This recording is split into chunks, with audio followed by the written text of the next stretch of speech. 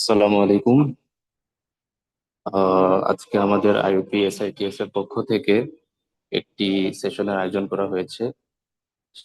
সেশনটি হচ্ছে basics of জাকাত, a practical guide to calculation. সেশনটির স্পিকার হিসেবে আমাদের একজন অ্যালামনাই আছেন, সম্মানিত ভাই এমআর হোসেন ভাই। উনি হচ্ছেন আইইউটি মেকানিক্যাল 04 ব্যাচের। তো আজকে ইনশাল্লাহ আমরা জাকাতের ব্যাপারে বেসিক এবং ডিপ থিঙ্কিং এর বিষয়টাতে ইনশাল্লাহ আমরা ডিপ ডাইভ দিব একটি। এবং সেশনটি হবে টোটাল 2 আওয়ার্স এর। ফার্স্ট 90 মিনিটস হবে মোটামুটি একটি সেশন, এবং লাস্টের 30 মিনিটস হবে কিউএনএ এবং কুইজ। এবং এই কুইজের উপর ইনশাল্লাহ আমাদের গিফট এবং প্রাইজের ইয়ে আছে, অপশন আছে, ব্যবস্থা আছে। ইনশাল্লাহ আমরা সবাই থাকবো এবং বিষয়টি, সেশনটি ইনশাল্লাহ মনোযোগ দিয়ে অ্যাটেন্টিভলি শুনবো। ভাই, তাহলে আমরা শুরু করতে পারি ইনশাল্লাহ।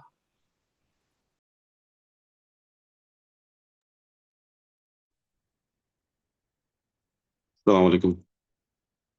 আমার ভয়েস কি ক্লিয়ার? পার্টিসিপেন্টদের কাছ থেকে একটু ফিডব্যাক দিচ্ছি। জি ভাই, ভয়েস কি ক্লিয়ার শোনা যাচ্ছে? Yeah, আলহামদুলিল্লাহ।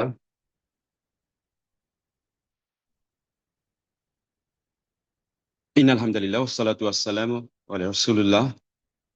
রব্বি ইশরাহ লি সাদরি ওয়া ইয়াসসির লি আমরি ওয়াহলুল উকদাতাম মিন লিসানি ইয়াফকাহু কওলি। আমিন ইয়া রাব্বুল আলামিন।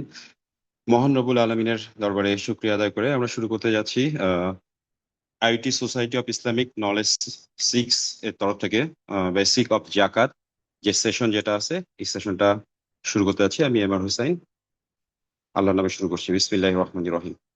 শুরুতে আমরা একটা হাদিস শেয়ার করি, খুব সুপরিচিত হাদিস। ক্বালা রাসূলুল্লাহ তলিবুল ইলমি ফরিজাতুন আলা কুল্লি মুসলিম।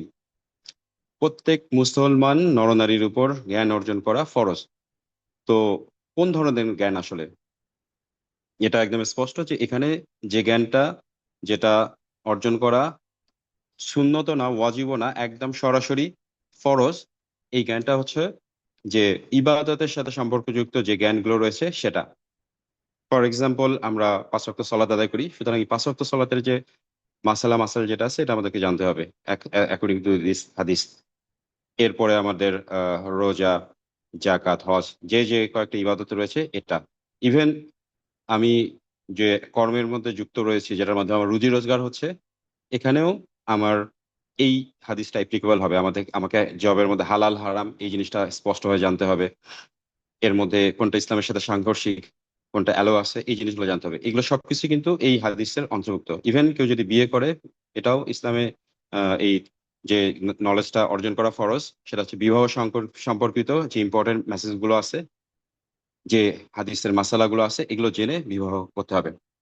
ওকে, তো আমরা সাম আপ করি। সেটা হলো যে জাকাতের উপরে যে জ্ঞান যেটা আছে, এটা নট লাইক দ্যাট, এটা একটা অপশনাল জিনিস। এটা হচ্ছে আমাদের প্রত্যেকেরই জানতে হবে, এবং এটা জানাটা ম্যান্ডেটরি অ্যাকর্ডিং টু তালিবুল ইলমি ফরিজাতুন আলা কুল্লি মুসলিম।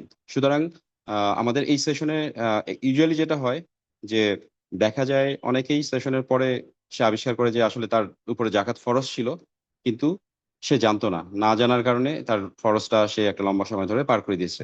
এই জন্য আমার উপর জাকাত ফরজ হয়েছে, এটার জন্য তো আমার জানতেই হবে। এমনকি যদি আমার উপর জাকাত ফরজ নাও হয়, এটা বোঝার জন্য হলে আমাদের বেসিক অফ জাকাতের একটা জ্ঞান থাকতে হবে ইনশাল্লাহ। তো শুরু করছি আল্লাহ তালার কাছে সাহায্য চেয়ে, এই জন্য যে আমরা যতটুকু কথা বলবো এর মধ্যে যেন আল্লাহ তালা শুধুমাত্র তার সন্তুষ্টির জন্য আমাদেরকে গ্রহণ করে, এর মধ্যে বারাকা দেয়, এবং আমরা যেন সঠিকভাবে সঠিক জিনিসগুলোকে তুলে ধরতে পারি আপনাদের সামনে।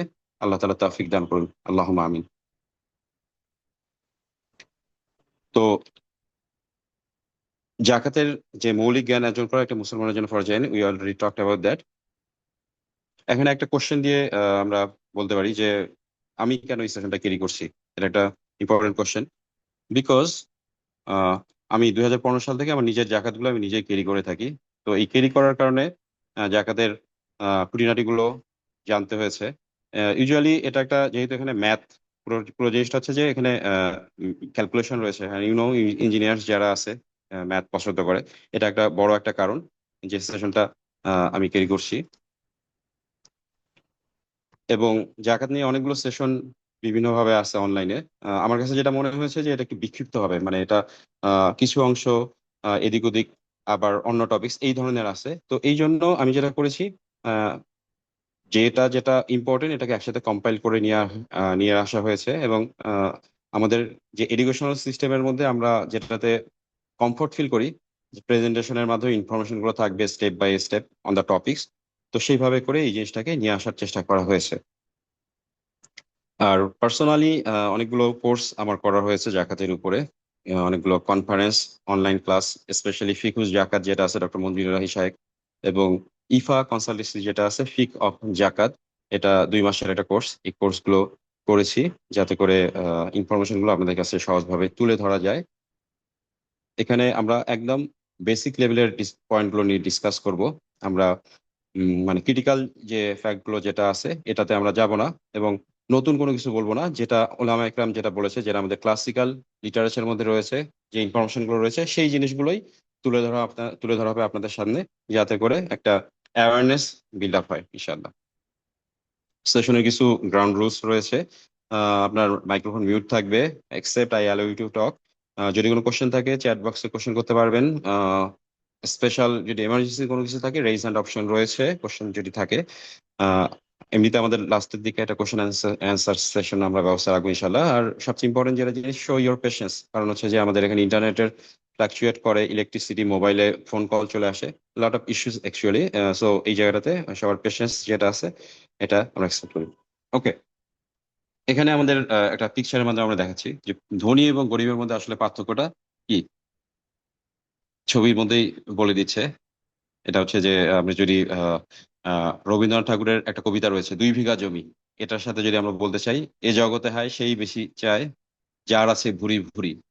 তো ধনী যেটা আছে, ধনীদের যেটা টার্গেট থাকে কিভাবে প্রফিট ম্যাক্সিমাইজ করা যায়, কিভাবে সম্পদ বেশি করা যায়, এবং এটা আলটিমেটলি সাফার করে গরিব ব্যক্তিরা। আর একটা ছবি খুব ইন্টারেস্টিং, দুইজনেই মাছ ধরতেছে, ধনী এবং গরিব। বাট ধনী ব্যক্তি যে আছে সে সরাসরি প্রফিটের মধ্যে টান দিয়ে নিচ্ছে। এটা একটা হচ্ছে সিস্টেম। এই সিস্টেমটা আমরা বলতে পারি দাদন প্রথা বা আমাদের সুদভিত্তিক যে ইকোনমিক সিস্টেমের মধ্যে এই প্র্যাকটিসটা এটা অনেক আগে থেকে চলে আসছে। বাট এই ছবির মধ্যে মোটামুটি জিনিসটা চলে আসে। তবে পার্থক্য থাকলেও যে ব্যাপারটাতে সবার মধ্যে একটা মিল পাওয়া যায় সেটা হচ্ছে দ্য ফাইনাল ডেস্টিনেশন। ফাইনাল ডেস্টিনেশনে কিন্তু কোনো পার্থক্য নাই, দুইজনের ক্ষেত্রে গন্তব্য একই রকম এবং সমান। এই ছবিগুলো আসলে শুধু ছবি না, এটা ইকোনমিক যে সিস্টেম যেটা আছে, ইকোনমিক সিস্টেমটাকে আসলে রিফ্লেক্ট করতেছে। একটা রিপোর্ট আছে, যে রিপোর্টটা শেয়ার করা হয়েছে আপনাদের সামনে, সেটা হলো অ্যান ইকোনমি ফর দ্য 1%। এই রিপোর্টটা অক্সফাম ওরা এটা পাবলিশ করেছে। এই রিপোর্টের মধ্যে খুব ইম্পর্টেন্ট কিছু ফাইন্ডিংস রয়েছে, যেটা আই ফিল যে সবার এটা জানা খুব জরুরি। এখানে একটা পয়েন্ট নোট করে রাখেন, এই রিপোর্টটা কিন্তু 2016, মানে 10 বছর আগের এই রিপোর্ট যেটা আছে।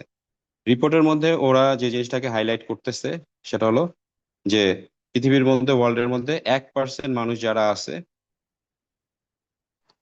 যাদের মোট সম্পদ 99% মানুষের মোট সম্পদের থেকে বেশি। এখানে খুব ক্লিয়ারলি বোঝা যাচ্ছে যে কি পরিমাণ ইমব্যালেন্স, যে প্রপার্টি ডিস্ট্রিবিউশনের ক্ষেত্রে মাত্র 1% মানুষ, 800 কোটি মানুষের মধ্যে মাত্র 8 কোটি মানুষ, তাদের কাছে যে পরিমাণ ওয়েলথ রয়েছে 99% মানুষের মোট সম্পদের থেকে বেশি। এবং এর মধ্যে আরো যদি আমরা গভীরে যাই তাহলে দেখা যাবে যে টপ 62%, যারা একদম টপার্স, তাদের কাছে যে পরিমাণ ওয়েলথ রয়েছে, এটা যদি আমরা বটম লাইনে যাই 360 কোটি গরিবের যারা একদম নিচের দিকে আছে তাদের সম্পদের সমান। এবং আহ, এই যে সম্পদের যে ডিসক্রিমিনেশন এবং এই রিপোর্টটা যেটা আছে 2016 সালের, এই 10 বছরে এটা কিন্তু আরো অনেক চেঞ্জ হয়ে গেছে, আরো বেশি পাল্লাটা ধনীদের দিকে হেলে পড়েছে। এখানে রিপোর্টের সোর্স যেটা আছে, সোর্সটা দিয়ে দেওয়া হয়েছে। এখান থেকে আমাদের কয়েকটা জিনিস আমাদেরকে মাথায় রাখতে হবে জাকাতের আলোচনায় যাওয়ার আগে। এটা খুব ইম্পর্টেন্ট একটা জিনিস, সেটা হচ্ছে যে আমাদের ইকোনমিক সিস্টেম যেটা আছে ক্যাপিটালিস্ট ইকোনমিক সিস্টেম, যেটা সেকুলারিজমের অনেকগুলো প্রোডাক্ট রয়েছে, তার মধ্যে একটা হচ্ছে ক্যাপিটালিজম। এরপরে হচ্ছে যে আমরা যদি বলি আহ, গণতন্ত্র সিস্টেম, এটাও এর মধ্যে। বাট আমরা আপাতত শুধু ক্যাপিটালিজমের মধ্যে এটা নিয়ে আমরা কথা বলতে পারি যে ইসলামের সাথে সেকুলারিজমের এই দ্বন্দ্বটা এটা চিরকালীন, এটা থাকবে, এটা সব সময় হয়ে আসছে। এবং এর মধ্যে হক এবং বাতিলের পার্থক্যটা সবসময় বুঝতে পারবে বিবেকবান মানুষেরা। পুঁজিবাদী অর্থ ব্যবস্থা বা ক্যাপিটালিজমের সাথে আমরা যদি ইসলামিক অর্থ ব্যবস্থার একটা কম্পারিজন করি, এখানে আমরা দেখতে পারবো যে সম্পদ কার, এই কোশ্চেনটার অ্যান্সারটা টোটালি 2 রকমের হবে। ফর এক্সাম্পল, পুঁজিবাদী অর্থ ব্যবস্থা ও যেটা বলবে যে সম্পদ যেটা আছে সেটা তো হচ্ছে যে যার ব্যক্তিগত, তার, এবং এই সম্পদ সে তার নিজের মতো করে ইউজ করবে, এখানে কারো কোনো হক নেই। কুরআনের মধ্যে আল্লাহ তাআলা কারুনের এক্সাম্পল দিয়েছে, সে বলেছিল যে সে তার সম্পদ নিজের জ্ঞানের মাধ্যমে অর্জন করেছে, সে জাকাত দিতে অস্বীকার করেছিল। ওয়ারাজ ইসলামিক সিস্টেমের মধ্যে টোটালি অ্যান্সারটা 180 ডিগ্রি, একদম অপোজিট। সেটা হলো সম্পদ আল্লাহ তাআলার সম্পদ, আল্লাহ তাআলা আমানত হিসেবে মানুষজনকে দিয়ে দিয়েছে একটা নির্দিষ্ট সময়ের জন্য, এবং এটাকে সঠিকভাবে ইউটিলাইজ করতে হবে। এবং যে সম্পদটা দিয়ে দেওয়া হয়েছে এটা কিন্তু পরিপূর্ণভাবে তার না, এখানে কিছু অংশ রয়েছে সমাজের মধ্যে যারা দরিদ্র যারা আছে তাদের এখানে হক রয়েছে, এবং ওই সম্পদওয়ালা ব্যক্তিকে, ওই হকওয়ালা ব্যক্তির কাছে এটা পৌঁছে দিতে হবে। আপনি জাস্ট সিম্পলি চিন্তা করে দেখেন, পুঁজিবাদী অর্থ ব্যবস্থা যেখানে বলতেছে আমার সম্পদ, আই উইল ডু এভরিথিং, এখানে আর কারো কিছু বলা নাই। আর ইসলাম বলতেছে টোটালি অন্য একটা জিনিস, যে জিনিসটাকে আমরা যদি খুব সিম্পলি বলি বিশ্বাসের দ্বন্দ্ব। আমরা যদি আরো একটু এক্সটেনশন করি, সেটা হচ্ছে পুঁজিবাদী অর্থ ব্যবস্থার মধ্যে অন্যতম বড় একটা জিনিস রয়েছে ইন্স্যুরেন্স সিস্টেম। ইন্স্যুরেন্স সিস্টেম কি? আমার যে কোনো জিনিসের জন্য আমি একটা টাকা দিব, সো আমার ক্ষতিগ্রস্ত হয়ে গেলে আমি এটা ক্লেম করতে পারবো। আর ইসলামিক ব্যবস্থায় কিন্তু ইন্স্যুরেন্স সিস্টেম এটাও আছে, বাট আমরা যেটা করি তাওয়াক্কাল তু আলাল্লাহ। আমাদের এখানে আলাদাভাবে আহ কোনো চুক্তিতে আবদ্ধ হচ্ছে না কোনো সিস্টেমের মধ্যে, আমরা সরাসরি আল্লাহ তাআলার উপর ভরসা করতেছি যে আল্লাহ তাআলাই আমার সম্পদকে প্রোটেক্ট করবে। আর এটার জন্য আমি কি করবো? আমি সাদাকা করবো, সো দ্যাট আমার সম্পদ প্রোটেক্টেড হবে। ইভেন এরপরে যদি আমার সম্পদ ডিস্ট্রয় হয়, আমি ধরে নিব যে এটা আল্লাহ তাআলার পরীক্ষা, এবং এই পরীক্ষার কারণে আল্লাহ তাআলা, আমি যদি ধৈর্য ধারণ করি, হ্যাঁ, তাহলে আমাকে উত্তম প্রতিদান দিবে। সো এই যে বিশ্বাসের দ্বন্দ্ব, এটা প্রত্যেকটা পুঁজিবাদী অর্থব্যবস্থার সাথে ইসলামিক অর্থব্যবস্থা প্রত্যেকটা পয়েন্টে পয়েন্টে রয়েছে। আমরা আরো একটু সামনে যাই। পুঁজিবাদী অর্থব্যবস্থার মূলত দুইটা জিনিসের উপরে এটা চলে, একটা হচ্ছে জুলুম আর একটা সুদ ভিত্তিক অর্থনীতি। সুদ তো আমরা সকলে বুঝি, বাট জুলুম কি জিনিস এটা একটু এক্সপ্লেনেশন করার দাবি রাখে। অ্যাজ ইউ নো, যে এখানে যারা আছে তারা তো সকলেই মোটামুটি একটা ভালো লেভেলের নলেজ ক্যারি করে। আমরা যদি ইকোনমিক সিস্টেমটার দিকে একটু ভালো মতো খেয়াল করে দেখি, যে ইকোনমিক সিস্টেমটা মডার্ন সিস্টেম, এখানে কারেন্সি সিস্টেমটা এটা কিন্তু কুক্ষিগত, একটা একটা নির্ধারিত গোষ্ঠীর হাতে কুক্ষিগত। ইনফ্যাক্ট আমি যখন ফার্স্ট টাইম এটা জানতে পারি যে নিক্সন শক 1970 সালে এই ঘটনাটা ঘটেছিল ইউএসএ, পেট্রো ডলার সিস্টেম নিয়ে যদি কেউ একটু অ্যানালাইসিস করে তাহলে জানতে পারবে। স্পেশালি রকমারি সোহাগ ভাইয়ের 3টা কোশ্চেনের যে পডকাস্ট, এটা এটা ভাইরাল হওয়ার পরে এখন লোকজন এটার ব্যাপারে জানা শুরু করেছে।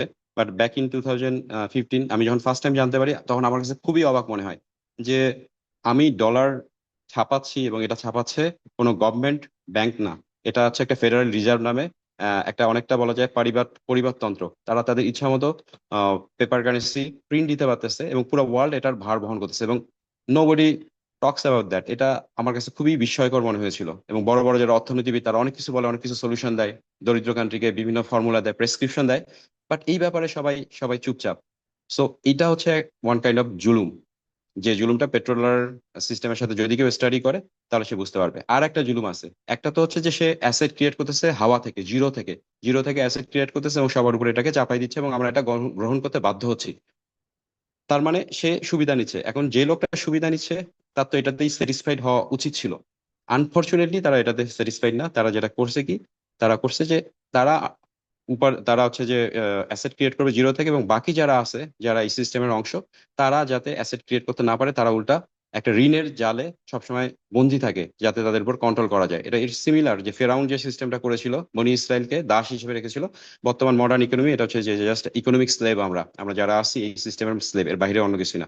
সো এটা হচ্ছে জুলুম, যার দুইটা ডাইমেনশন। একটা ডাইমেনশন হচ্ছে যে তারা জিরো থেকে অ্যাসেট ক্রিয়েট করতেছে, আমরা পাচ্ছি না। সেকেন্ড হচ্ছে যে আপনি যে টাকায় উপার্জন করেন, বাট সিস্টেমটা এমন যে আপনাকে দিন শেষে ঋণগ্রস্ত হতে হবে। So that's the real fact. এটা অস্বীকার করার কোনো উপায় নাই। আর সুদের ব্যাপারে এক্সট্রা কোনো কিছু বলবো না।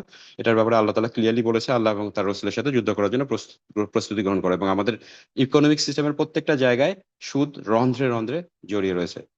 অন দ্য আদার হ্যান্ড যেটা আছে আমাদের ইসলামিক অর্থ ব্যবস্থার মধ্যে যেটা আছে, কুরআন সুন্নাহ এর উপর প্রতিষ্ঠিত ন্যায়নিষ্ঠ অর্থনীতি, এটা পুরোপুরি একটা আহ একটা একদম কঠিন জাজমেন্টের উপরে ভিত্তি করে এটা তৈরি হয়ে গেছে। এখানে কোনো কোনো ধরনের জুলুমের তো অবকাশ নেই, বরং হচ্ছে সুবিচার কিভাবে প্রতিষ্ঠা করতে হয় ইসলামিক অর্থনৈতিক সিস্টেম এটা দেখিয়ে দিয়েছে। আমি জাস্ট একটা এক্সাম্পল দিব, সেটা হচ্ছে কর্জে হাসানা। আমরা যদি চিন্তা করি যে আমি আমার একটা একটা লোন দরকার, ফর এক্সাম্পল আমার কেউ একজন অসুস্থ হয়ে গেছে, এমার্জেন্সি আমাকে টাকা নিতে হবে, আমি কোথায় যাব? আমি ব্যাংকের কাছে যাব, এবং ব্যাংক ইভেনচুয়ালি আমার উপর এটা কিন্তু একটা সুদ কাউন্ট করবে, কারণ ও তো এটা রিস্ক নিবে না। হোয়ার অ্যাজ ইসলাম কি বলতেছে যে তাকে তার কর্জ যেটা আছে এটা পূরণ করে দিতে হবে, এবং কর্জে হাসানের একটা অন্যতম বৈশিষ্ট্য হচ্ছে আপনি কোনো টাইম লাইন দিতে পারবেন না যে কবের মধ্যে সেটা পরিশোধ করে দিতে হবে। সে দিতে পারে, বাট সেটা পূরণ করা বাধ্যতামূলক না। ইভেন সে যদি এটা পরিপূর্ণ করতে না পারে, তাহলে হচ্ছে আপনি তাকে ক্ষমা করে দিবেন। টোটালি দুটো অপোজিট ডাইমেনশন। এবং কতটা মানবিক যে একজন মানুষ যে বিপদে পড়ছে, সে কর্জনে হাসানের মাধ্যমে সে তার সে তার ঋণ নিয়ে কাজটা পূরণ করে এরপরে ধীরে ধীরে টাকাটাকে পে করে দিতে পারতেছে। যদিও আমরা বর্তমান সমাজের দিকে যদি তাকাই, কারণ এখানে আসলে ইসলাম ওইভাবে প্র্যাকটিস করে না, যারা কর্জে হাসানা নেয় তারা এটার ব্যাপারে সিরিয়াস না, কিন্তু আমরা যদি আগের জামানায় দেখতাম এটাকে কিন্তু সঠিকভাবে রিপে করার হিস্ট্রি অহরহ রয়েছে এবং এটাকে লোকজন খুব ভালোভাবেই নিত। আচ্ছা, ফাইনালি যেটা আছে, লাস্ট স্টেজে যেটা হয়, পুঁজিবাদী অর্থ ব্যবস্থার ইম্প্যাক্ট কি? ধনী সবসময় ধনী হতে থাকবে, গরিব সবসময় গরিব হতে থাকবে। এটা একটা কন্টিনিউয়াস সার্কেল, এই সার্কেল থেকে বের হওয়ার কোনো রাস্তা নেই। আর আমাদের ইসলামিক অর্থ ব্যবস্থার অন্যতম বড় বৈশিষ্ট্য যেটা আছে, ধনী যে আছে সেও অ্যাসেট অর্জন করবে, গরিব যে আছে সেও আর্নিং করতে পারবে, প্রত্যেকের যোগ্যতার উপর ভিত্তি করে। যে পরিশ্রম করবে, যে চেষ্টা করবে, যে হক হককে ধরে রাখবে, তার পক্ষে ইনকামের ক্ষেত্রে কোনো বাধা হবে না। So these are the differences. Finally যেটা আছে, ইসলামিক যে সিস্টেম যেটা আছে অর্থ ব্যবস্থা, এটা কিন্তু আমরা কোনো থিওরির কথা বলতেছি না। It's not a theory actually. এটা অলরেডি প্র্যাকটিক্যাল এবং এটা ইমপ্লিমেন্টেড হয়েছে 14,000 ইয়ার্স অ্যাগো। আল্লাহ রসুল সাল্লাহ ইসলামের সময় এটা শুরু হয়েছিল, পরবর্তী সময়ে খুলাফায়ে রশিদিনের সময় থেকে শুরু করে ইসলামিক খিলাফা পর্যন্ত এই জিনিসটা চলে আসে। এমন পর্যায়ে আমরা দেখেছি ইসলামিক হিস্ট্রির মধ্যে যে জাকাত যে নিবে, অ্যাকসেপ্ট করবে, এটার মধ্যে একজনও লোক ছিল না। তাহলে এটা কিভাবে সম্ভব হলো? বিকজ এই জিনিসটা আল্লাহ তাআলার তরফ থেকে দেয়া একটা বিধান, এবং এই বিধানের মধ্যে রয়েছে যত ধরনের যত যত মুক্তি।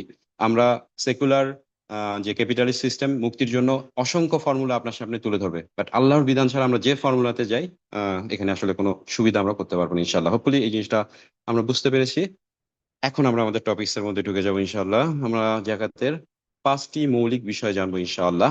এখন একটু ফিডব্যাক নিব, যেহেতু অনলাইন সেশনে একটা সমস্যা হচ্ছে যে আমি শুধু বলে যাই, অন্যরা শুনতে পাচ্ছে কিনা জানা যায় না। যে কোনো একজন পার্টিসিপেন্ট একটু আনমিউট করে আমাকে একটা ফিডব্যাক দেন যে আপনি কি আমার কথা শুনতে পাচ্ছেন বা বুঝতে পারতেছেন। জি ভাই, শোনা যাচ্ছে। Sound clear, right? জি। ওকে, জাজাকুমুল্লাহ খায়ের। আমরা আমাদের আলোচনাটা যেটা আছে, আমরা চেষ্টা করবো যে কনসাইজ হইতে আপনাদের সামনে তুলে ধরার জন্য মৌলিক বিষয়গুলো। সেটা হচ্ছে জাকাত কি, এটার কয় ধরনের প্রকারভেদ রয়েছে, কাদের কাদের উপরে জাকাত ফরজ, এইটা জানার জন্য যদি কেউ অর্থশীল হয় তাকেও এই বিষয়টা জানতে হবে, যার টাকা পয়সা নেই তাকেও আসলে জিনিসটা জানতে হবে যে আসলে তার উপর কেন ফরজ না। কিভাবে আমরা ক্যালকুলেশন করব এই ব্যাপারে আমরা একটা ধারণা করব, এবং কাদেরকে জাকাত দিব এটা নিয়ে আমরা আলোচনা করবো ইনশাআল্লাহ। আমাদের লার্নিং অ্যাপ্রোচটা যেটা হওয়া উচিত সেটা হলো যে জাস্ট ফলো মি, মানে হচ্ছে যে গো উইথ দ্য ফ্লো। কারণ অনেকগুলো পয়েন্ট এখানে চলে আসবে, তো এটা অনেক সময় মনে রাখাটা একটু ডিফিকাল্ট হতে পারে। যেহেতু আমাদের এখানে রেকর্ডেড ভার্সন রয়েছে এবং পিডিএফ ডকুমেন্টও আপনাদের কাছে দিয়ে দেওয়া হবে, সো নো ওয়ারিস, শুনে যান, কান খোলা রাখেন, অন্তর সজাগ থাকুক। পরবর্তীতে যাদের আগ্রহ রয়েছে তারা একবার এটা দেখলে পুরো জিনিসটা ইনশাল্লাহ বুঝতে পারবেন, কোনো সমস্যা হবে না ইনশাল্লাহ। আর মোস্ট ইম্পর্টেন্টলি আমাদের এই সেশনের শেষের দিকে আমরা অনলাইনে একটা কুইজ নিয়ে নিব, লিংক দিয়ে দেওয়া হবে। এই কুইজে যারা পার্টিসিপেট করবেন তাদের জন্য ইনশাল্লাহ আকর্ষণীয় বইয়ের গিফট রয়েছে, হোপফুলি এটা কেউ মিস করবেন না ইনশাল্লাহ। জাকাত কি? জাকাত হচ্ছে ইসলামের 5টা যে পিলার রয়েছে তার মধ্যে থার্ড ইম্পর্টেন্ট একটা pillar. We all know about that, এবং এটা একটা ফরজ ইবাদত, এই নিয়ে কারো কোনো সন্দেহ নেই। Move on. জাকাতের আমরা যদি অর্থ জানতে চাই, জাকাতের 2টা মিনিংস রয়েছে বেসিক্যালি। সেটা হচ্ছে পরিশুদ্ধতা বা পবিত্রতা করা। আমরা সূরা লাইলে বিখ্যাত আয়াত আল্লাযী ইউতি মালাহু ইয়াতাযাক্কা, আল্লাহ তাআলা এখানে বলতেছে যে মানুষ সম্পদ কেন ব্যয় করে? কারণ হচ্ছে এটা নিজের পরিশুদ্ধতার জন্য। নিজের বলতে হচ্ছে যে আমার ওয়েলথ, আমি আমার সেলফ, আমার সোল, আমার সবকিছুকে আমি যে পিউরিফাই করব, পিউরিফাই করার জন্য আল্লাহ তাআলা এই জাকাতের বিধানটা দিয়েছে। এটা একটা অর্থ, পবিত্রতা।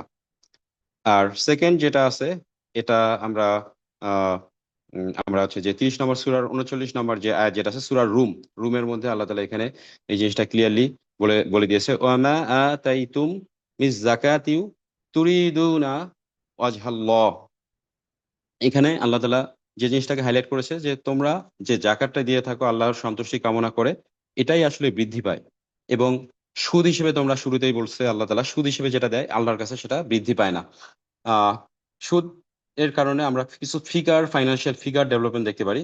যেটা আমাদের কাছে আসলে বৃদ্ধি মনে পেলেও আল্লাহ তাআলার কাছে এটা পায় না। কারণ কি? কারণ হচ্ছে রিজিক এটা একটা কম্বাইন্ড একটা প্যাকেজ। এখানে অনেক কিছু রয়েছে, টাকা রয়েছে, এরপরে আমার কোন কোন খাতে কত টাকা বের হয়ে যাবে, এই জিনিসগুলো রয়েছে। সো খালি চোখে আমরা কিছু ফিগার দেখি সুদের কারণে বেড়ে গেছে, বাট অ্যাকচুয়ালি আল্লাহ তাআলার কাছে এটা বৃদ্ধি পায় না, এবং জাকাত দিলে আল্লাহ তাআলা এটাকে বৃদ্ধি করে দেয়। সো আমরা সেকেন্ড যে অভিধানে আমি কোরআন থেকে অর্থ পেয়ে গেলাম সেটা হচ্ছে বৃদ্ধি। অর্থাৎ জাকাতের সেকেন্ড যেটা অর্থ সেটা হচ্ছে আবিধানিক অর্থ বৃদ্ধি। একটা হচ্ছে পবিত্রতা, পিউরিফাই করতেছে, আর সেকেন্ড হচ্ছে বৃদ্ধি।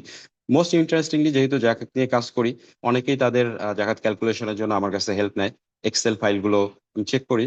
তো আমি প্রত্যেকবারই খেয়াল করে দেখি যে অ্যামাউন্ট কিন্তু কখনোই কমে না, অ্যামাউন্ট কিন্তু কন্টিনিউয়াসলি বাড়তে থাকে। এটা একটা বড় একটা এভিডেন্স যে জাকাতের কারণে যে আসলে ফাইন্যান্সিয়ালি এটা বৃদ্ধি হচ্ছে। তো আমি যদি ইসলামের পরিভাষায় পুরো জিনিসটাকে বলি, সেটা হচ্ছে যে কোনো ব্যক্তির কাছে নিসাব পরিমাণ সম্পদ যদি আছে, এই রকম ব্যক্তি, সে 8 শ্রেণীর লোক যাদেরকে কোরআন থেকে ডিফাইন করে দেওয়া রয়েছে, তাদেরকে যে এটা বিতরণ করা হয়, এই জিনিসটাকে আমরা জাকাত বলতে পারি।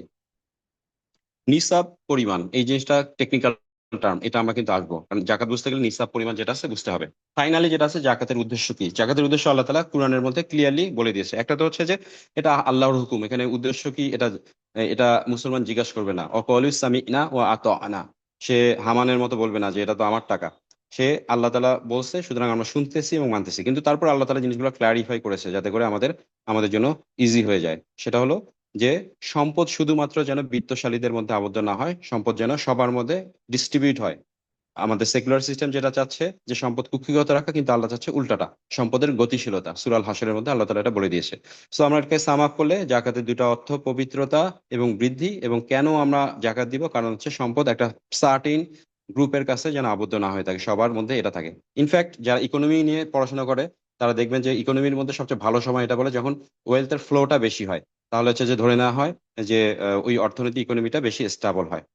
ওকে, এরপরে আমরা যেটা যাই জাকাতের গুরুত্ব বোঝানোর জন্য, আল্লাহ তাআলা কুরআনের মধ্যে অসংখ্যবার ওয়াকিমুস সলাতা ওয়া আতুজ যাকাতা, আমরা তারাবির সময় এখন শুনতেছি বারবার বারবার এই আয়াতটা আসতেছে, ওয়াকিমুস সলাতা ওয়া আতুজ যাকাতা ওয়া আতাসিমু বিল্লাহ। এরকম আমরা 32 বার কুরআনে জাকাত শব্দটা আসছে, 32 বার ইন টোটাল, যার মধ্যে 30 বার আসছে এটাকে প্রয়োগ করার অর্থে, মানে হচ্ছে অ্যাপ্লাইড অর্থে, আর 2 বার আসছে জাস্ট ল্যাঙ্গুয়েজগত অর্থে। এবং নামাজের সাথে জাকাতের শব্দটা আসছে টোটাল 28 বার। টোটাল কতবার? 28, ফিগারটা মনে রাখেন। আকিমুস সলাতা ওয়া আতুজ যাকাতা। জাকাতের নিয়ে আরেকটা উল্লেখযোগ্য বৈশিষ্ট্য হচ্ছে জাকাত কিন্তু রাষ্ট্রীয়ভাবে আদায়যোগ্য ইবাদত। রাষ্ট্র জাকাত আদায় করবে এবং এটা জাকাতের বিভিন্ন খাতে এটা ডিস্ট্রিবিউট করে দিবে। আনফরচুনেটলি আমরা we are so call Muslim country, আমাদের এখানে জাকাত রাষ্ট্রীয়ভাবে আদায় হয় না, বিতরণও হয় না। এখানে যার যার আমরা এই জন্য পার্সোনাল ভাবে এটা করি। এটা যদি রাষ্ট্রীয়ভাবে আদায় হতো, যেটা ছিল খুলাফায়ে রাশিদিন এবং ইসলামের গোল্ডেন এজ, না অনেক, আমি যদি বলি যে আমাদের খিলাফা যতদিন পর্যন্ত ছিল তখন পর্যন্ত এই কোর্সটা কিন্তু তখন সবাইকেই বাধ্যতামূলকভাবে করতে হতো এবং আমরা সকালে জানতাম। আল্লাহর রসুল সাল্লাল্লাহু আলাইহি ওয়াসাল্লামের ওফাতের পর আবু বকর সিদ্দিক রাদিয়াল্লাহু তাআলা আনহু যখন উনি খিলাফতে আসলো, তখন আরবের একটা গোষ্ঠী, স্পেশালি যারা মরুবাসী, তারা ডিক্লেয়ার করলো যে আমরা জাকাত দিব না, আমরা তো সলাত আদায় করতেছি, কেন জাকাত দিবে না? তারা কুরআন থেকে ব্যাখ্যা করলো যে জাকাত এটা শুধুমাত্র রসুল সাল্লাহ সাল্লাম উনি এটা গ্রহণ করার ক্ষমতা রাখতো। তারা অপব্যাখ্যা করলো, যেহেতু রসুল সাল্লাহ সাল্লাম ওফাত হয়ে গেছে সুতরাং আমরা দিব না। তখন খলিফা ছিল আবু বকর সিদ্দিক রাদিয়াল্লাহু তাআলা আনহু। তাদের এই ব্যাখ্যা শুনে মুসলমানদের মধ্যে ওই সময় যারা সাহাবী ছিল, এমনকি ওমর রাদিয়াল্লাহু তাআলা আনহুর মতো বড় বড় সাহাবী, ওনারা একটু দ্বিধায় পড়ে গেল এবং ওনারা বললো, আচ্ছা যেহেতু তারা ঈমান আনছে আর এখন তো আল্লাহ রসুল চলে গেছে, এখন তো ফিতনা ফাসাদের দরকার নাই, আমাদেরকে আগে স্টেবল হতে হবে। তখন আবু বকর রাদিয়াল্লাহু তাআলা আনহু, ওনাকে আল্লাহ তাআলা এমন হিকমা দিয়েছিল, উনি সাথে সাথে গর্জন করে উঠলো যে আল্লাহর কসম, আমি অবশ্যই তার বিরুদ্ধে যুদ্ধ করব যে সলাৎ এবং জাকাত এর মাঝখানে পার্থক্য করবে, কারণ জাকাত হলো মালের অধিকার। উনি দৃঢ়ভাবে বলেছিলেন এবং ওনার দৃঢ়তার কারণে পরবর্তীতে কিন্তু জাকাত বাধ্য করা হয়েছিল দেওয়ার জন্য। এবং উনি এটাও বলেছিল যে আল্লাহ রসুল সাল্লাল্লাহু আলাইহি ইসলামের সময় যদি কেউ একটা দড়িও, উটের যে লাগাম, সেটাও যদি জাকাত দিয়ে থাকে, তাহলে এখনো তাকে সেটাই দিতে হবে। সো এটা অনেক একটা ইম্পর্টেন্ট একটা জিনিস আমাদের। জাকাতের জায়গায় আমাদের যেটা রাষ্ট্রীয়ভাবে আমাদেরকে যেটা দিতে হয়, income tax. Income tax Islamic দৃষ্টিতে এটা একটা জুলুম, because certain condition Islamic income tax নেওয়া যায়। এটা হচ্ছে যে স্পেশাল কেস, যখন দারিদ্রতার একটা সার্টেন লেভেল, একটা মানে হঠাৎ করে একটা দুর্ভিক্ষ চলে আসে। এটা ছাড়া ইনকাম ট্যাক্স মুসলিম জনগণের উপর কখনো দিতে হয় না, বাট জাকাত দিতে হতো। কিন্তু আমাদের এখন ইনকাম ট্যাক্স বাধ্যতামূলক, জাকাত দিতে হয় না। অনেকেই যেটা বলে, এটা বাংলাদেশের একটা কমন একটা কালচার, আমি তো ইনকাম ট্যাক্স দেই, তাহলে আর জাকাত কেন দিব? এটার উত্তর যেটা হচ্ছে যে জাকাত দিতে হবে। ইনকাম ট্যাক্স এটাও আপনাকে দিতে হবে, যেহেতু রাষ্ট্রের আইন। এখানে আমি এটা বলার কোনো অবকাশ নাই যে না, ইনকাম ট্যাক্স আপনি দেয়া যাবে না। অ্যাজ এ মুসলিম হিসেবে আপনাকে দুটাই দিতে হবে, যেহেতু আপনি রাষ্ট্রের মধ্যে থাকেন। বাট এটা মাথার মধ্যে রাখতে হবে যে ইনকাম ট্যাক্সটা জুলুম, কিছু করার নাই, আমাকে সিস্টেমের সাথে থাকতে গেলে এটা দিতেই হবে, এটা আমাকে জরিমানা দিয়েও এই সিস্টেমের মধ্যে থাকতে হবে। আর একটা ইম্পর্টেন্ট ফ্যাক্টর যেটা আছে, যেটা আমরা দেখি সমাজের মধ্যে, যে অনেকে যারা আছে নামাজি রয়েছে, একদম সামনের কাতারে বসে, তারা কিন্তু খুব মানে দিনের ব্যাপারে খুব সিরিয়াস, কিন্তু জাকাতের ব্যাপারে আসলেই কিন্তু একটা গড়িমসি করে। তখন বলে যে না, আরে আমার আবার কি জাকাত, আমি আবার কি জাকাত দিব, আমার তো জাকাত আমার উপর ফরজ না, এরকম তারা এই জিনিসগুলো করে। এটার পিছনে কিন্তু একটা স্পেসিফিক কারণ আছে। এটা এটা আল্লাহ তাআলা মানে এটা স্পেসিফিক ভাবে বলছে। আমরা শুরুতে যে একটা কবিতা পড়েছিলাম, এ জগতে হায় সেই বেশি চায়, যার আছে ভুরি ভুরি, মানে দ্যাট মিনস এটা আসলে একটা হিউম্যান একটা বৈশিষ্ট্য, যে সে মাল খরচ করতে চাবে না, সে অন্যান্য যে কোনো কিছু করতে রাজি আছে কিন্তু মাল বের করতে চাবে না। এই জন্য একটা খুব সুন্দর কবিতা আছে, এটা এটা কাজী নজরুলের, দে জাকাত দে জাকাত তোরা দে রে জাকাত, তোর দিল খুলবে পরে, ওরে আগে খুলুক হাত। মানে হার্ট লক এটা থাকবেই, এটা পরে খুলে, আগে হাত দিয়ে অভ্যাস করা হোক, তারপরে ধীরে ধীরে ধীরে ধীরে আমাদের অন্তর অন্তর খুলে যাবে। সো আমাদের যে গাফিলতিগুলো আমরা সমাজে দেখি, কমন কমন সিনারিও এটা, আমি আমার নিকট আত্মীয় আমার বাবা মায়ের ক্ষেত্রে একসময় দেখছি, যে আমি তো জাকাত দেই, বেশি দেই।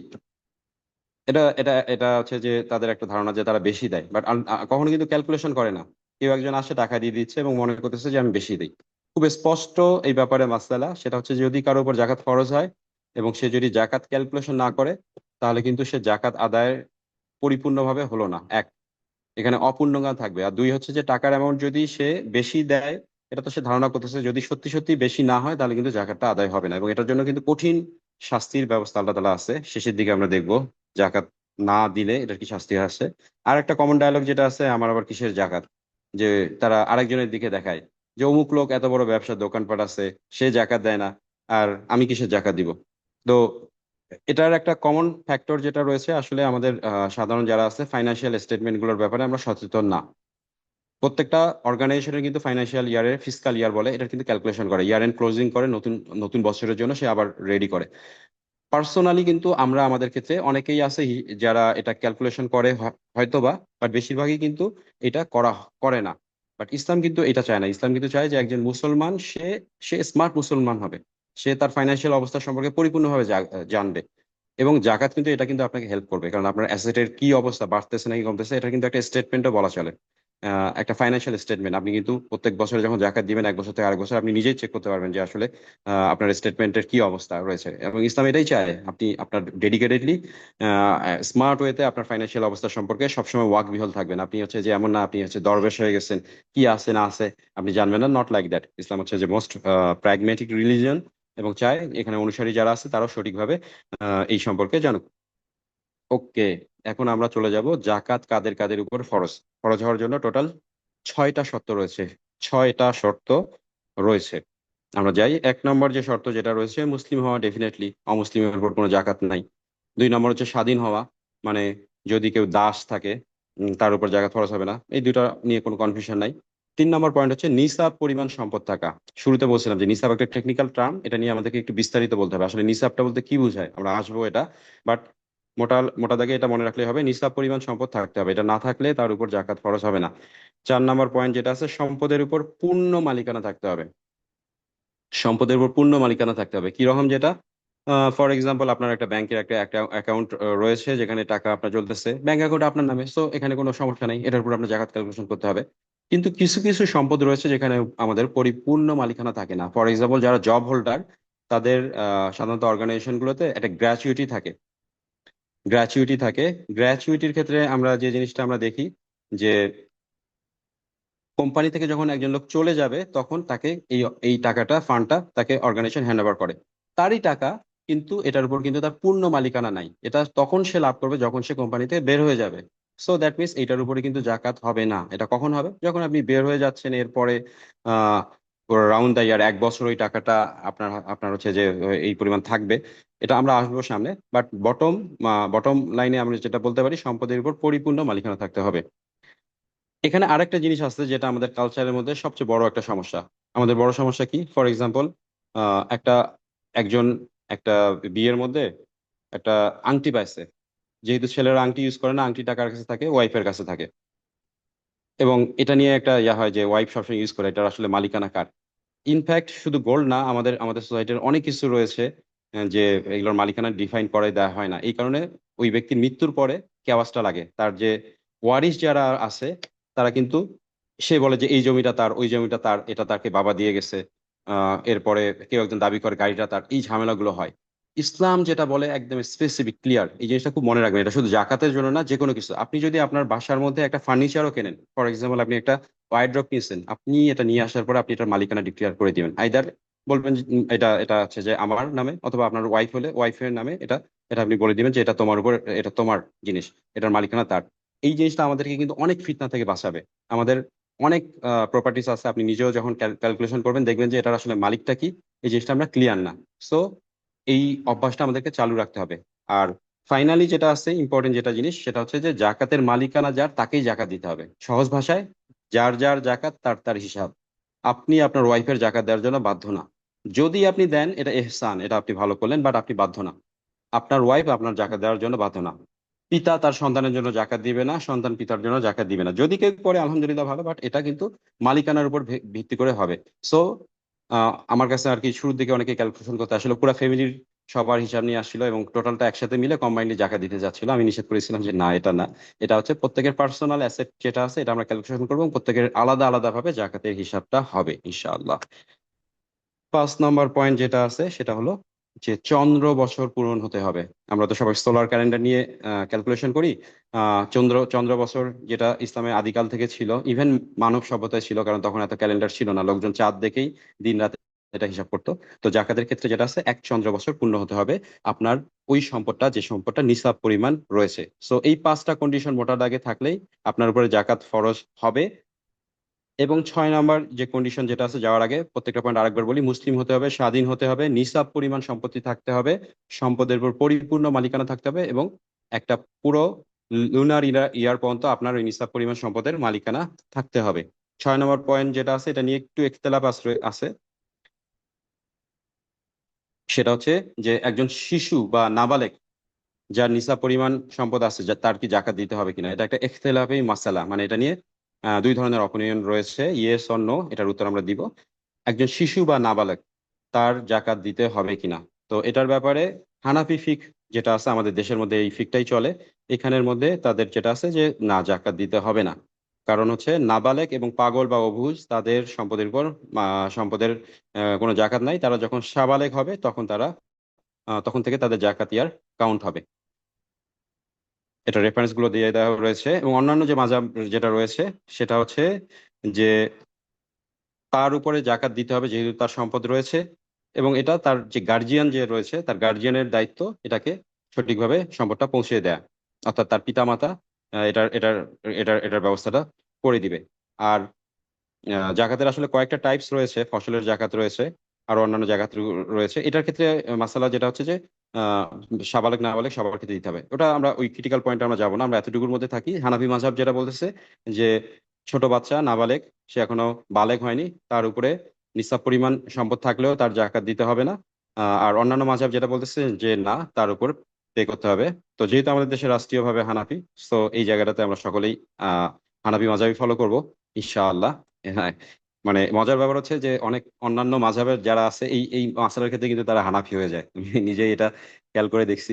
কারণ এই একটাই, মালের উপর মানুষের একটা আলাদা অ্যাট্রাকশন থাকে। বাট ইনশাল্লাহ কোনো সমস্যা নেই, যেহেতু এটা মাযহাবের মধ্যে এটা স্পষ্টভাবে বলা রয়েছে। তবে এখানে একটা জিনিস আছে, এই এই কেসটা একটু ইম্পর্টেন্ট, এটা একটু বলে রাখি। আমরা তো বনি ইসরায়েলের কাহিনী জানি। বনি ইসরায়েলকে আল্লাহ তাআলা শনিবারের বেলা মাছ ধরতে নিষেধ করেছিল। এটা দাউদ আলাইহিস ইসলামের সময়কার ঘটনা। আল্লাহ তাআলা ওদের ওই দিন, যেহেতু আমাদের জুম্মাবারের মতো ওদের ওই ইবাদতের দিন, ওদের ওই দিন মাছ ধরা নিষেধ। কিন্তু ওই দিনই সবচেয়ে বেশি মাছ আসতো। তারা কি করেছে, তারা হচ্ছে যে বাদ দিয়ে রাখতো, তারা মাছ ধরতো না, কিন্তু মাছগুলো এসে পড়ে যেত নদীর মধ্যে, এবং তারা তারা জাল পেতে রাখতো। সো মাছগুলো বের হতে পারতো না। তারা রোববারে ওই মাছগুলোকে ধরে খেয়ে ফেলতো। তারা কিন্তু আল্লাহ তাআলার নির্দেশকে ভঙ্গ করে নাই, কিন্তু এটার মধ্যে একটা কৌশল অবলম্বন করছে, সুযোগ নিছে। এবং আল্লাহ তাআলা এই যে কৌশল অবলম্বন করা, এটাকে কঠিন ভাবে ডিসলাইক করে। কোরআনের মধ্যে বলেছে, আল্লাহ তাআলা বলেছে যে তাদেরকে বানর এবং শূকরে অভিশাপ দেওয়া হয়েছে, তাদের তোমরা বানর এবং শূকর হয়ে যাও। এই জন্য জাকাত এটা কিন্তু আমরা খুশি মনে দিতে হবে। এটা আমাকে অন্তর থেকে ভালো মনে আনন্দ নিয়ে দিতে হবে। আমাদের এখানে কোনো রকম কৌশল অবলম্বন করা যাবে না, কারণ এইরকম হিস্ট্রিতে পাওয়া যায় যে কিছু কিছু সময় মুসলমানরা এরকম করতো যে জাকাত যেদিন যখন দিতে হবে, যে সময়টা যেটা আছে, সে তার সমস্ত সম্পদ সে তার শিশু পুত্রের হাতে অর্পণ করে দিত, বলতো যে এটা এখন থেকে তোমার। এরপরে জাকাতের যখন তার যেহেতু নিসাব পরিমাণ সম্পদ নাই, তার মানে তার জাকাত দিতে হবে না। জাকাতের নিসাবের মানে ডেডলাইন পার হয়ে যাওয়ার পরবর্তীতে আবার সে তার কাছ থেকে এটা আদায় করে নিত, যে হ্যাঁ এই সম্পদগুলো এখন আমি আবার নিয়ে নিচ্ছি। তো এই জিনিসটা কিন্তু করা যাবে না। তো আমরা পাঁচটা মূলনীতি আমরা পেয়ে গেলাম। কোন কোন ক্ষেত্রে জাকাত দিতে হবে আমরা জানলাম, যে কাদেরকে জাকাত দিতে হবে। এখন আমরা জানবো যে কোন কোন ক্ষেত্রে জাকাতটা দিতে হবে। ফার্স্ট যেটা আছে অর্থ সম্পদ। অর্থ সম্পদ তো আসলে অনেক কিছুই, আসলে কোনগুলো সবগুলোই কি দিতে হবে না, স্পেসিফিক ভাবে আমরা যদি বলি তিনটা জিনিস আছে, আমি দেখাচ্ছি। সেকেন্ড যেটা আছে ব্যবসায়িক পণ্য। ব্যবসায়িক পণ্য মানে আপনার একটা দোকান রয়েছে, প্রোডাক্ট রয়েছে, এই প্রোডাক্ট যেগুলো আছে প্রোডাক্টের উপরে জাকাত হবে। তিন নাম্বার হচ্ছে ফসল। ফসল ফলার পরে ফসল তোলার সময় এটার একটা জাকাত দিতে হবে, এটার একটা নির্ধারিত পরিমাণ রয়েছে। ভূগর্ভস্থ সম্পদ, যেটাকে আমরা বলি যে মিনারেল ওয়েলথ, এটার উপরে জাকাত দিতে হবে। এবং বিশেষ পশু, মানে সব ধরনের পশু না, আপনার গরু, ভেড়া, ছাগল, উট, দুম্বা, এদের উপরে জাকাত দিতে হবে। তো এখানে টোটাল যে পাঁচটা রয়েছে, পাঁচটাতে ডিটেলস বলার মতো আমাদের কোনো সময় নেই, আমরা জাস্ট ফিক্স থাকবো আমরা দুটো পয়েন্টে, প্রথম দুটো পয়েন্ট অর্থ সম্পদ এবং ব্যবসায়িক পণ্য, এই জিনিসটায় ফিক্স থাকবো। কারণ ফসল যেটা আছে, আমাদের মোটামুটি সবাই শহুরে লাইফ লিড করি, ফসলের সাথে খুব একটা রিলিভেন্ট না। এরপরে মিনারেল ওয়েলথ, এটা তো রাষ্ট্রীয় পর্যায়ে থাকে। বিশেষ পশু আমাদের নাই, সো আমাদের এই দুইটার মধ্যে আমরা ফিক্স থাকবো। অর্থ সম্পদে আমরা জাকাত শুধুমাত্র টাকা বা কারেন্সি যেটা আছে, স্বর্ণ এবং রৌপ্য, এই তিনটা জিনিসের মধ্যেই জাকাত দিতে হয়। আর ব্যবসায়িক পণ্য যেটা আছে এটা আমরা ডিটেলসে যাব। সো আমরা শুরু করতেছি অর্থ সম্পদের জাকাতের আমরা কিভাবে এই জিনিসটাকে ক্যালকুলেশন করব। প্রথমেই যে টেকনিক্যাল টার্মসটা আছে, এটার এক্সপ্লেনেশনটা আমরা দিব, সেটা হচ্ছে নিসাব। নিসাব বারবার আমরা বলতেছি, আসলে নিসাবটা কি?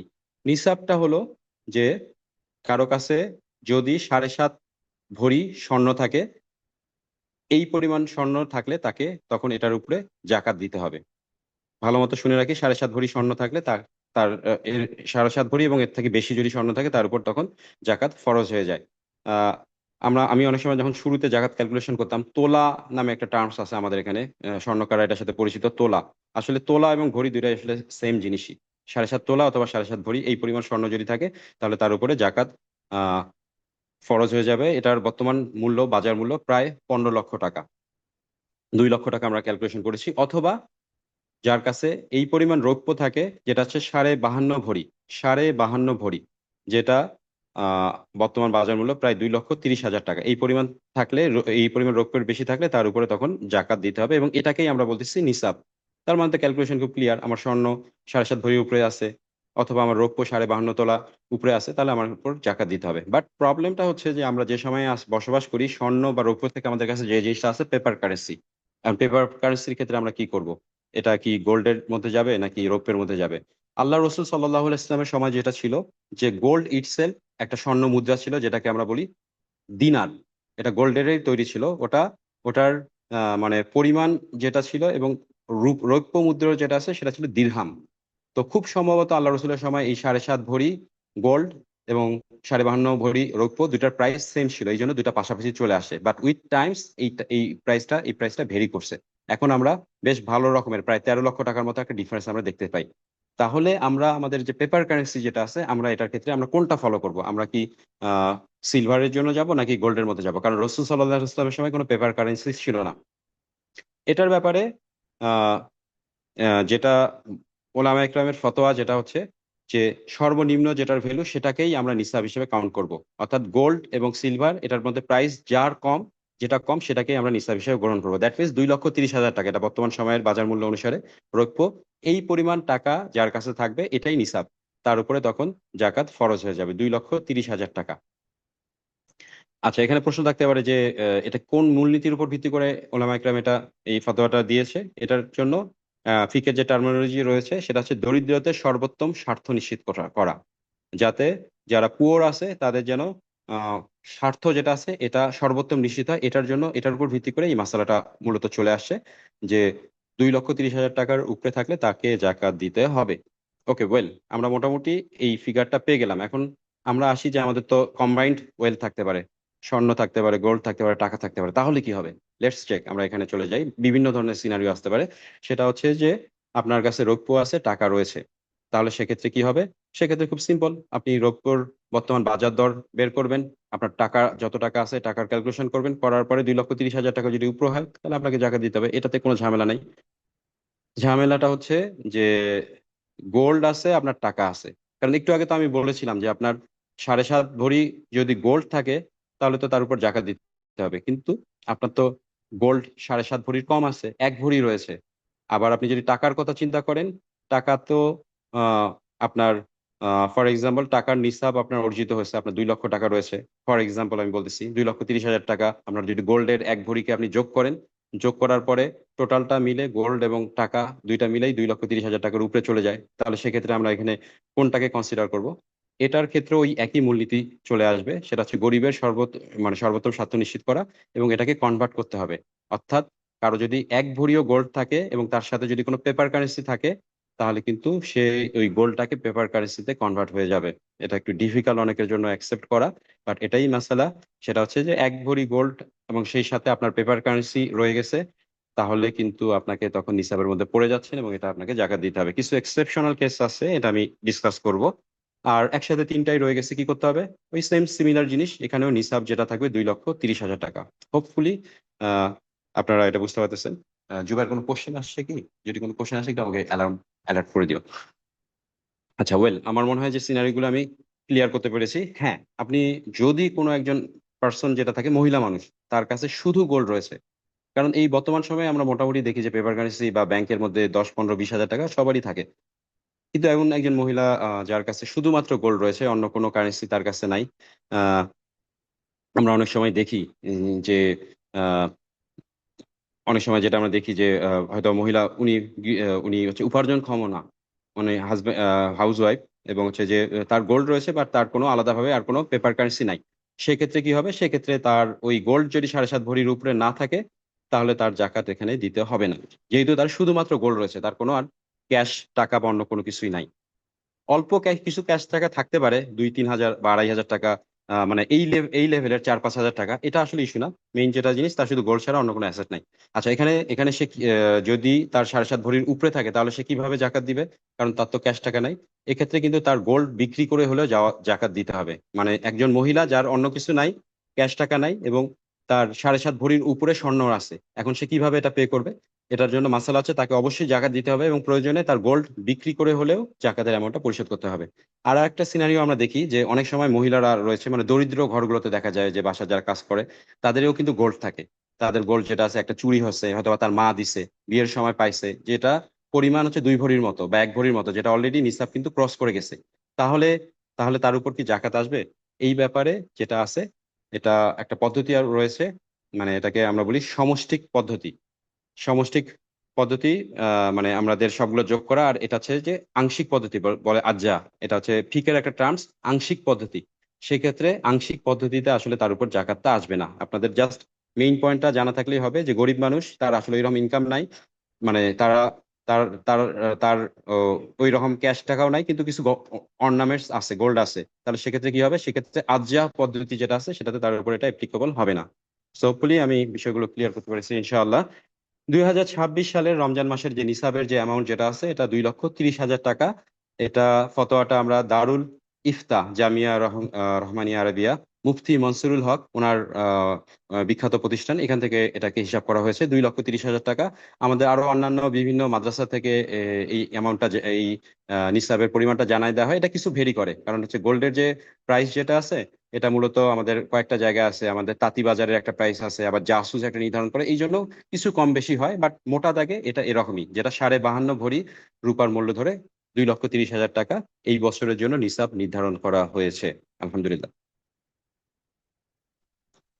আচ্ছা, এখানে ওই একটা পয়েন্ট রয়েছে, যেহেতু রাষ্ট্রীয়ভাবে জাকাত আদায় করা হয় না, তাই নিসাবের পরিমাণে সামান্য হেরফের হয়ে থাকে, 15%-এর মধ্যে ডেভিয়েশন হতে পারে। ওকে, ওয়েল, আমরা যেহেতু গোল্ডের জাকাত দিব, অনেকের কাছে গোল্ড আছে। গোল্ড কিন্তু 4 ধরনের হয়ে থাকে, আমি নিজেও এটা জানতাম না। আমি শিওর যে আপনারা অনেকে হয়তো বা জানেন না। এটার উপরে কিন্তু গোল্ডের প্রাইসটা ভেরি করে থাকে। কি সেটা? সেটা হচ্ছে গোল্ডের পিওরিটির উপর ভিত্তি করে। একটা তো হচ্ছে সনাতন, সনাতন মানে হচ্ছে আমাদের যে অর্নামেন্টস গুলো থাকে এইটা।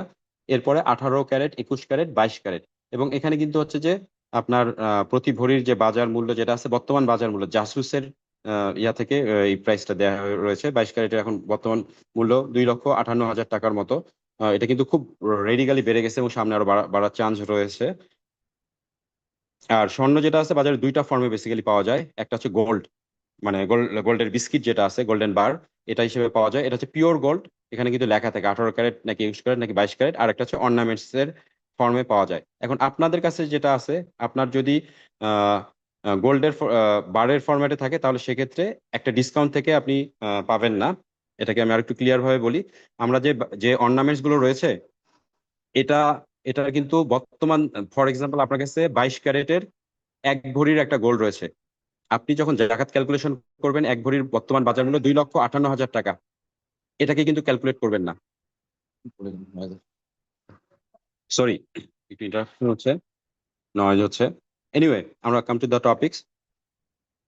সেটা হলো যে আমাদের একজনের কাছে একটা 22 ক্যারেটের একটা আংটি রয়েছে 1 ভরির। তো উনি যখন জাকাত ক্যালকুলেশন করবেন তখন এটার প্রাইস কিন্তু 2,58,000 টাকা ধরবেন না। কারণ কি? কারণ হচ্ছে যে এটা পুরানো অলংকার।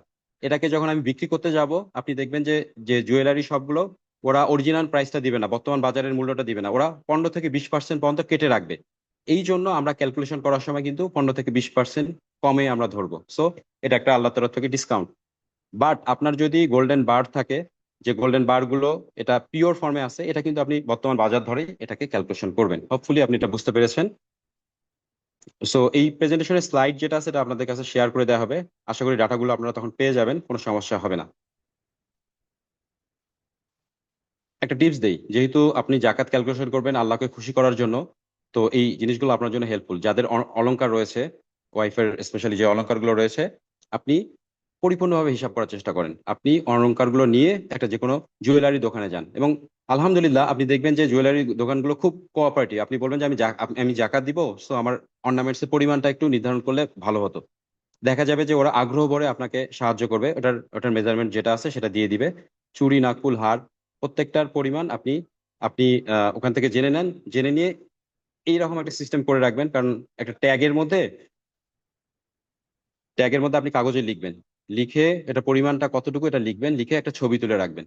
সো দ্যাট এই ছবিটা দেখলে আপনার অটোমেটিক্যালি প্রত্যেকবারই আপনি ক্যালকুলেশনের সময়টা ইজি হবে। কারণ আমরা যেটা দেখি যে প্রত্যেকবারই জাকাত ক্যালকুলেশন সময় অর্নামেন্টস কোনটা কি আছে না আছে আবার শুরু থেকে ক্যালকুলেশন করতে হয়। এই জন্য এটা একটা ইন্টেলিজেন্ট টিপস, যেটাতে আপনি একেবারে সবকিছু গোল্ডের মধ্যে পরিমাণ করে এটার পরিমাণটা পাশে লিখে রেখে ছবি তুলে নিলেন। আমি যেটা করছি, আমার আমার ক্ষেত্রে জিনিসটা এরকম ছিল, সিরিয়াল করে কত নাম্বার ক্যারেটের চুড়ি এবং পরিমাণ কত এটা আমি লিখে রাখছিলাম। তো আমার জন্য প্রত্যেকবার আর আলাদাভাবে এটা অর্নামেন্টস, যেহেতু দামি জিনিস, জুয়েলারি শপে নিয়ে যাওয়াটা একটু সেফটির একটা ইস্যু থাকে, এই সমস্যাগুলো হয় না। একদম রিয়াল রিয়াল ছবি আপনাদের সামনে তুলে ধরা হচ্ছে। আলহামদুলিল্লাহ, ওকে। এরপরে আমি যেটা করি যে একটা সামারিটা এক্সেল শিটের মধ্যে তুলে ফেলি, কাগজে লিখে ফেলতে পারি, সো দ্যাট এটা ইজিলি আমি এটা বুঝতে পারবো। এখানে আমরা আরেকটা পয়েন্টে চলে যাব।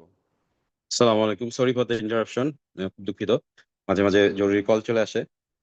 আচ্ছা, এনিওয়ে, এখন এখানে একটা মাসালা চলে আসবে। সেটা হচ্ছে যে আমাদের যে অলংকারগুলো আমরা রেগুলার ইউজ করি, আমরা চুরি টুরি, বাসা বাড়িতে অনেক কিছু আছে মহিলারা ইউজ করে, এই এই জিনিসগুলোর উপরে জাকাত দিতে হবে কিনা, এটা একটা ইখতিলাফি মাসালা।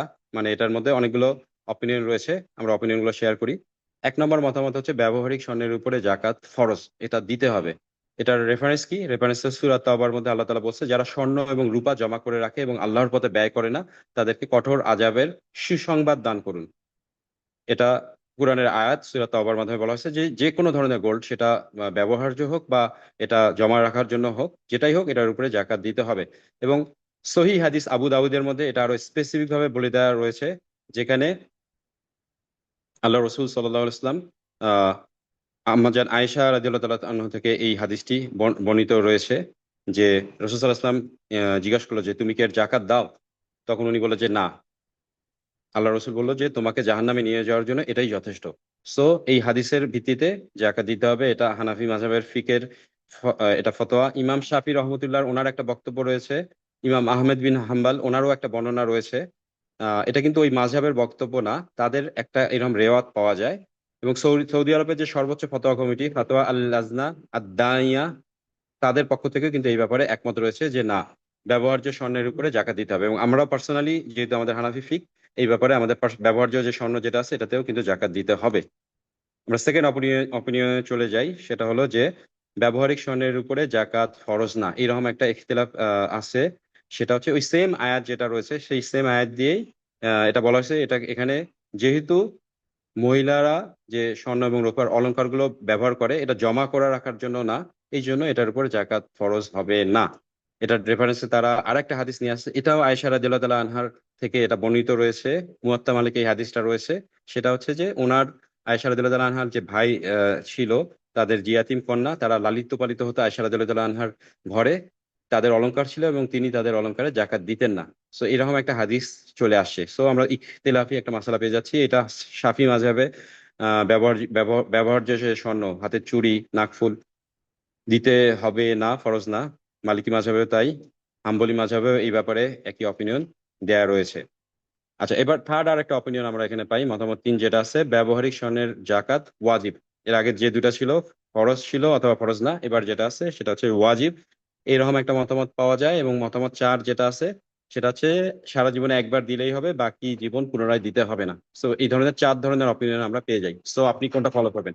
ডেফিনেটলি মতামত 1 যেটা আছে এটা আমরা এনকারেজ করি, যে এটার উপরে ইস্তেকামাত থাকেন। ইনশাআল্লাহ জাকাত যদি একটু বেশিও দিতে হয় কোনো সমস্যা নাই, এটা আপনার সম্পদের পবিত্রতার জন্য আল্লাহ তাআলা এটার মাধ্যমে আপনাকে অনেক উচ্চ মাকাম দান করবে, এটাই আমরা ধরে নেই। বাট বটম লাইন হচ্ছে যে জমাকৃত স্বর্ণ একটা অর্নামেন্টস রয়েছে, যেটা আহ অলংকার হতে পারে, গোল্ডের চুড়ি থাকতে পারে।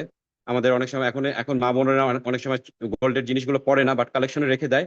জমাকৃত স্বর্ণ সেটা যেটাই হোক, এটার উপর জাকাত দিতে হবে, এই ব্যাপারে কোনো স্কুল অফ থটে কোনো ধরনের কোনো ডিফারেন্স নেই। আমরা গোল্ডের পার্ট ক্লিয়ার করলাম। আমরা বলেছিলাম যে আমরা ক্যালকুলেশন করব গোল্ড, পেপার কারেন্সি, ব্যবসায়িক পণ্য। তো আমরা গোল্ড ক্লিয়ার করেছি। এখন আমরা টাকার ক্ষেত্রে আমরা চলে আসি। টাকার ক্ষেত্রে আহ আমরা কিভাবে ক্যালকুলেট করব? টাকার ক্ষেত্রে আমরা বলছি 2,30,000 টাকা নিসাব। আমি আমার যেদিন জাকাত আমি ক্যালকুলেট করব, মানি ব্যাগে যত টাকা রয়েছে, ড্রয়ার, আলমারি, লকার, মাটির ব্যাংক, যেখানে যেখানে টাকা আছে, আমি সবকিছু ক্যালকুলেট করবো, এগুলো সবকিছু বের করে আনবো। অনেক সময় আমরা ব্যাংকে টাকা রাখি হজের জন্য, বিবাহের জন্য, গৃহ নির্মাণের জন্য, এটা কিন্তু সবকিছু আপনার জন্য। অনেকেই চিন্তা করতে পারে যে এটা তো সহি নিয়তে রাখছি, হজ করার জন্য আমি টাকা রাখছি, এটার উপরে কি জাকাত দিতে হবে? ডেফিনেটলি দিতে হবে, কারণ এটা আপনার সম্পদ, এটার উপরে আপনার জাকাত দিতে হবে।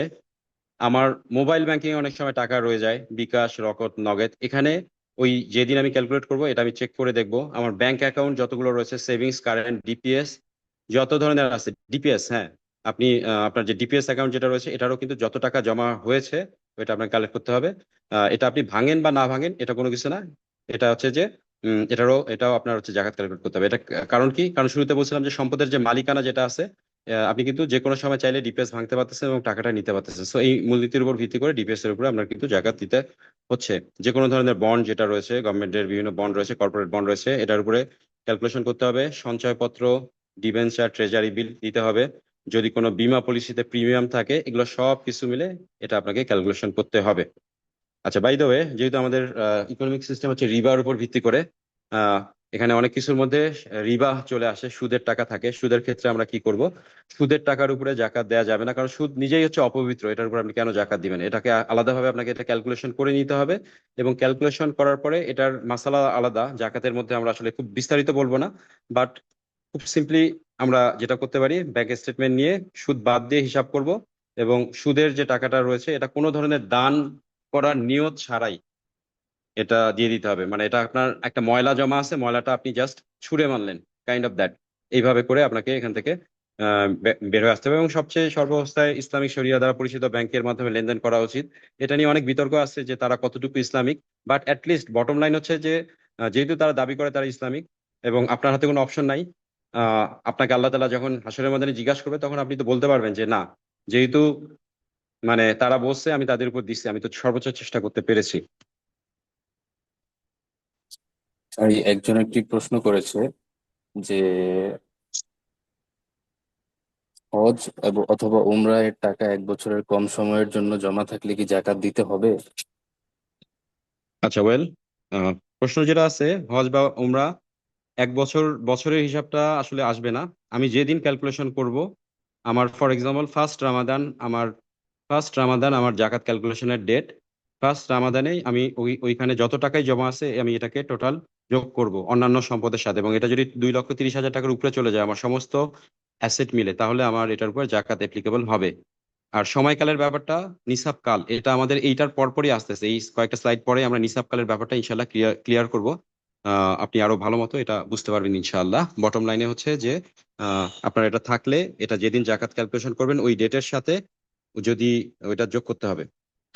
এনিওয়ে, আমরা সামনে আগাই, সামনে এটা ক্লিয়ার বোঝা যাবে। অনেকের কাছে বৈদেশিক মুদ্রা থাকে, এটা আপনার এটাকেও ক্যালকুলেট করতে হবে। সিকিউরিটি মানি খুব ইম্পর্টেন্ট একটা জিনিস। আমরা দেখা যায় যে বাসা ভাড়া দেওয়ার জন্য, বাসা ভাড়া নেওয়ার সময় কিছু টাকা আমরা দিয়ে রাখি। আমি কিন্তু যেদিন জাকাত ক্যালকুলেশন করব তখন অবশ্যই ওই টাকাটাও কিন্তু আমাকে আহ, যোগ করতে হবে। এবং অনেক সময় বাড়ি, দোকান বা ব্যাংক গ্যারান্টি দেওয়া থাকে, এগুলো সবকিছু এর মধ্যেই পড়বে। শেয়ার মার্কেটের মধ্যে আমার শেয়ার থাকতে পারে, প্রাইমারি, সেকেন্ডারি। সেকেন্ডারি তো ডাইরেক্ট আমার মার্কেটের মধ্যে যে মূল্য রয়েছে এই মূল্যটা ধরেই আমি ক্যালকুলেট করব। আর প্রাইমারি হলেও কোনো সমস্যা নাই, আমি ফাইন্যান্সিয়াল স্টেটমেন্ট কালেক্ট করলে ওখানে আমার প্রাইমারি যে ভ্যালু যেটা রয়েছে আমি এটা দেখতে পারবো। অনেকে সমিতি আছে, এখন দেখা যায় যে জমি কেনার জন্য আপনি টাকা জমা দিচ্ছেন, কয়েক ফ্রেন্ড মিলে 20-25 জন মিলে টাকা জমা দিচ্ছেন, তো ওই টাকাটাও কিন্তু আপনার সঞ্চিত অর্থ, ওইটাও কিন্তু ক্যালকুলেট করতে হবে। এরপরে অগ্রিম বিক্রয় চুক্তিতে প্রাপ্ত অর্থ, এটা যারা বিজনেসম্যান আসলে তাদের জন্য অনেক সময় দেখা যায় অ্যাডভান্স পেমেন্ট করা হয়, ওই টাকাটা রয়ে গেছে, এটাও আপনার টাকা, এটাও করতে হবে। যারা প্রভিডেন্ট ফান্ড, এটা একটা ইম্পর্টেন্ট জিনিস। প্রভিডেন্ট ফান্ডের দুইটা পার্ট আছে, একটা হচ্ছে ঐচ্ছিক, অনৈচ্ছিক। ঐচ্ছিক বলতে হচ্ছে যে আপনি চাইলে প্রভিডেন্ট ফান্ডে লগ ইন করতে পারবেন, সাবস্ক্রাইব করতে পারবেন, অথবা আহ, নাও পারবেন। বাট গভর্নমেন্ট যেটা আছে এটা কিন্তু ম্যান্ডেটরি। তো যেটা যেটা আপনার অপশনালের ক্ষেত্রে আপনার ওটারও প্রভিডেন্ট ফান্ডে কত টাকা জমা রয়েছে এটা ক্যালকুলেশন করতে হবে। 14 নম্বরটা আর একটু ডিটেলস আমরা পরে দেখাবো। আর 15 নম্বর হচ্ছে আপনি কাউকে টাকা ধার দিয়েছেন, যেটা পাওয়ার আশা রয়েছে, এটাও কিন্তু আপনাকে যোগ করতে হবে। সো এই যে 15টা জিনিস, এগুলো সবকিছু যোগ করার পরে আপনি দেখবেন যে 2,30,000 টাকার উপরে যাচ্ছে কিনা, গোল্ড, সিলভার আর এই যে 15টা খাত, যদি সবকিছু যায় তাহলে আপনার নিসাব হয়ে গেছে এবং এটার উপরে আপনার জাকাত দিতে হবে। প্রভিডেন্ট ফান্ডের ব্যাপারটা আমি এখনই ক্লিয়ার করে দিই। সেটা হচ্ছে, প্রভিডেন্ট ফান্ডে টাকা দেওয়া কি বাধ্যতামূলক? এটা ফ্লো চার্ট বলতেছে হ্যাঁ, আপনাকে টাকা দিতেই হবে, মানে আপনার টাকা অটোমেটিক্যালি ওরা কেটে নিবে। সরকারি চাকুরি, সেক্ষেত্রে আপনি যখন সরকারি চাকরি থেকে অবসর গ্রহণ করবেন তখন টাকা হাতে পাওয়ার পর জাকাত দিয়ে দিবেন ওয়ান টাইম। না, আপনার প্রভিডেন্ট ফান্ড বাধ্যতামূলক না, মানে আপনি যে কোনো সময় টাকা তুলতে পারবেন, প্রাইভেট কোম্পানিগুলোতে এটা আছে। সেক্ষেত্রে আপনি 3 বছর ধরে প্রভিডেন্ট ফান্ডে টাকা জমছে, যে পরিমাণ আপনার টাকা জমছে, কোম্পানি আপনার যেটা যোগ করছে সেটা না, শুধুমাত্র আপনার যেটা রয়েছে এইটার ভ্যালুটার উপরে আপনার জাকাত দিতে হবে, এবং প্রত্যেক বছরই যতদিন এটা আছে ততদিন পর্যন্ত আপনাদেরকে জাকাত দিতে হবে ইনশাআল্লাহ। ওকে, ধারের ইস্যুটা এবার আসি। ধারের ব্যাপারটা একটু বুঝতে হবে, এটা আমরা ফ্লো চার্টের মাধ্যমে দেখাইছি যাতে আপনারা খুব সহজে বুঝতে পারেন। আপনি যাকে ধার দিয়েছেন তার কাছ থেকে কি টাকা পাওয়ার নিশ্চয়তা আসে কিনা, এটার উপর ভিত্তি করে জাকাতের ক্যালকুলেশনটা হবে। হ্যাঁ, আপনি যাকে ধার দিয়েছেন খুব ভালো মানুষ, টাকা আপনি পাবেন, এটা মোটামুটি নিশ্চিত আছে। এখন কোশ্চেন হচ্ছে যে আপনার কি সামর্থ্য আছে কিনা, কারণ অনেক সময় দেখা যায় যে আমরা ক্রাইসিসের মধ্যে থাকি, আমার কি এটা যাওয়ার মতো সামর্থ্য আছে কিনা। উত্তর হচ্ছে যে হ্যাঁ, আলহামদুলিল্লাহ, আপনি প্রত্যেক বছরই জাকাত দিতে থাকেন, কিন্তু আপনার সামর্থ্য নাই, আপনি ধার দিয়েছেন, আপনি নিজেও খুব একটা ভালো অবস্থানে নাই। সেক্ষেত্রে আপনি যখন ধার ফেরত পাবেন, মানে যে টাকাটা ধার আপনি দিচ্ছেন, এটা যে সময় আপনি ফেরত পেলেন তখন পেন্ডিং, যে কয় বছরের পেন্ডিং ছিল, বাকি ছিল, ওইটা হিসাব করে আপনি তখন জাকাতটা দিয়ে দিবেন। এখানে একটা ইম্পর্টেন্ট ফ্যাক্ট বলি, ইসলাম আসলে ডিসপিউট গুলোকে এলিমিনেট করে। সূরা বাকারার মধ্যে সব থেকে বড় যে আয়াতটা রয়েছে আপনারা দেখবেন, ওখানে কিন্তু একটা ইনস্ট্রাকশন দেয়া হয়েছে যে যদি কেউ কাউকে লেনদেন করে বা টাকা ধার দেয় এটা যেন লিখিত রাখে। আল্লাহ তাআলা লিখিত রাখার জন্য এনকারেজ করেছে, এবং এখানে যেন সাক্ষী থাকে। কারণ আমরা দেখি যে অনেক ধরনের ফাইন্যান্সিয়াল ডিসপিউট তৈরি হয়, এরপরে এ বলতেছে ওরে ধার দিছে, সে অস্বীকার করে। এই জন্য কিন্তু ইসলামিক মেথোডোলজিটা আমাদের ফলো করা খুব জরুরি, যে একটা সাক্ষী রাখা এবং টাকার অ্যামাউন্টটা লিখে রাখা, তাহলে যে কোনো ধরনের ফিতনা থেকে আমরা রক্ষা পাবো। আর এই জাকাত ক্যালকুলেশন করার সময় কিন্তু আমাদের এই স্টেটমেন্ট গুলো আমাকে হেল্পফুল রাখবে প্রোডাক্টিভ মুসলিম হিসেবে। আচ্ছা, টাকা ফেরত পাওয়ার নিশ্চয়তা আছে কিনা, উত্তর হচ্ছে যে না। তাহলে কি করবেন? জাকাত দিতে হবে না।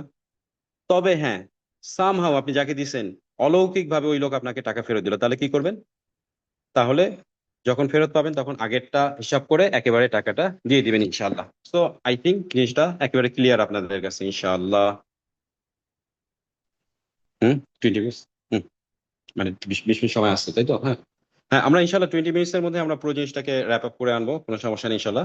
আহ আপনাদেরকে অনেক ধন্যবাদ যে আপনারা ধৈর্য ধরে আসছেন। ইনশাল্লাহ এর মধ্যে ফায়দা হবে। আল্লাহ তাআলার কাছে চাই যেন এই এলেমের মধ্যে আল্লাহ তাআলা বরকত দান করে, আমাদের এই যতটুকু সময় রয়েছে সময়ের মধ্যে যেন আমরা বরকত পাই ইনশাআল্লাহ। স্বর্ণ, রৌপ্য, টাকা সবকিছু যোগ করার পর 2,30,000 টাকার বেশি আমার নিসাব অর্জিত হয়ে গেছে। এখন আমরা আসবো সময়কাল। নিসাবের সময়কাল আমি শুরুতে বলেছিলাম পরিপূর্ণ 1 বছর, 354 দিন, লুনার ক্যালেন্ডার ওয়াইজ।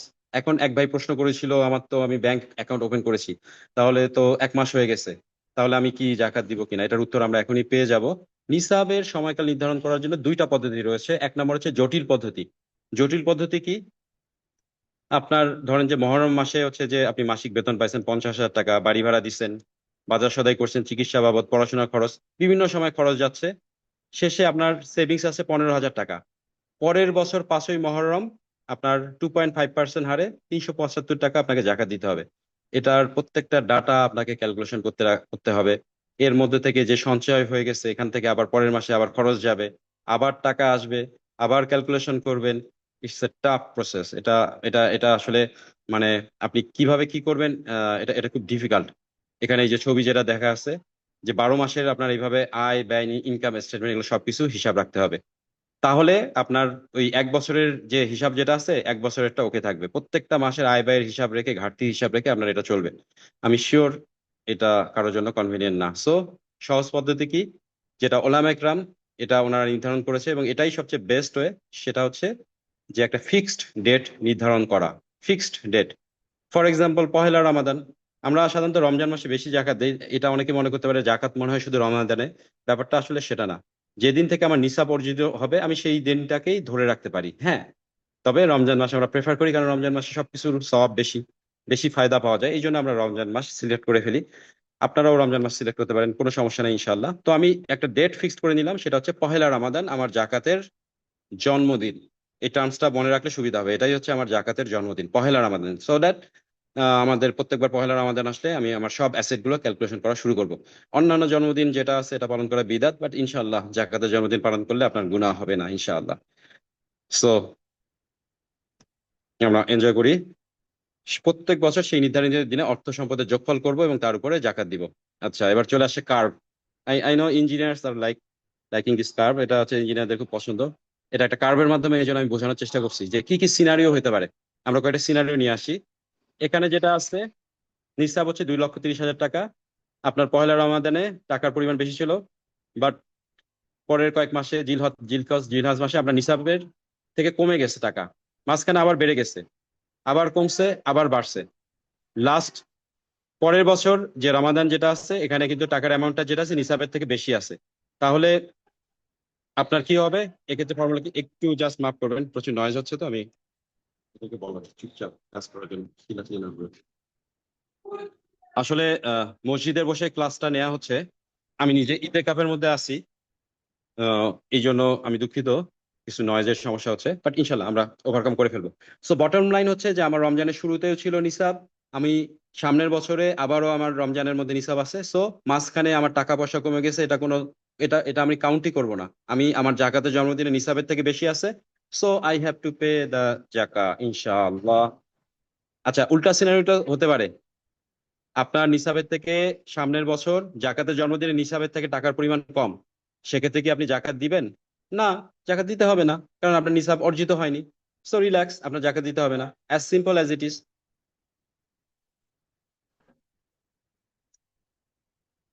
এখানে একটা কার্ভ দেওয়া আছে, এটা খুব ইন্টারেস্টিং একটা কার্ভ। এটা বোঝার জন্য, একজনের টাকা কমতে কমতে কমতে কমতে জিরো হয়ে গেছে, মানে তার আর কোনো টাকা পয়সাই নাই, সে ফকির হয়ে গেছে। তাহলে যেটা আছে, তার জাকাত নিসাব বা জাকাতের জন্মদিন হবে যেদিন জাকাতটা নিসাব ক্রস করলো। ধরেন যে তার 3 মাস পরে সে আবার স্যালারি, চাকরি পেয়ে গেল, ভালো চাকরি, মাইক্রোসফট বা যে কোনো বড় অর্গানাইজেশনে, এরপরে সে একটা বড় অঙ্কের স্যালারি পেলো, তখন যেদিন থেকে সে এটা পেয়ে গেল সেদিন থেকে নিসাব অর্জিত হলো, ওই দিন থেকেই তার নতুন জাকাতের জন্মদিন কাউন্ট করতে হবে ইনশাআল্লাহ। তাহলে সাইকেল চেঞ্জ হয়ে গেল। আচ্ছা, এখানে কয়েকটা 2টা টার্মস আছে, 2টা টার্মস কিন্তু খুব ইম্পর্টেন্ট একটা জিনিস। জাকাতের জন্মদিনের আগের দিন আপনি আর্থিকভাবে ক্ষতিগ্রস্ত হয়ে গেলেন, আপনার যে টাকাটা যেটা ছিল ক্ষতিগ্রস্ত নন। অথবা জাকাতের জন্মদিনের আগের দিন আপনি একটা হিউজ পরিমাণে টাকা পেয়ে গেলেন, তাহলে কি হবে? চলেন এটাও কার্ভের মাধ্যমে আমরা দেখাই। আপনার পুরো বছর জাকাত আছে আছে নিসাব আছে, হঠাৎ করে এটা অনেক হাই হয়ে গেল। কারণ কি? কারণ হচ্ছে যে আপনি উত্তরাধিকার সূত্রে জমি বিক্রির টাকা পেয়ে গেছেন। আপনার টাকা আছে 3 লাখ টাকা, আপনি আজকে জাকাতের জন্মদিনের মালিক হয়ে গেলেন 30 লাখ টাকার। 27 লাখ টাকা এক্সট্রা আসছে, তাহলে কি করবেন? মাত্র তো 1 সপ্তাহ আগে আপনি টাকা পেয়েছেন, 1 সপ্তাহ কি, জাকাতের জন্মদিনের আগের দিনে আপনি টাকা পেয়ে গেছেন। তাহলে কি আপনি জাকাত দিবেন নাকি দিবেন না? কঠিন জিনিস, ইমানের কঠিন পরীক্ষা।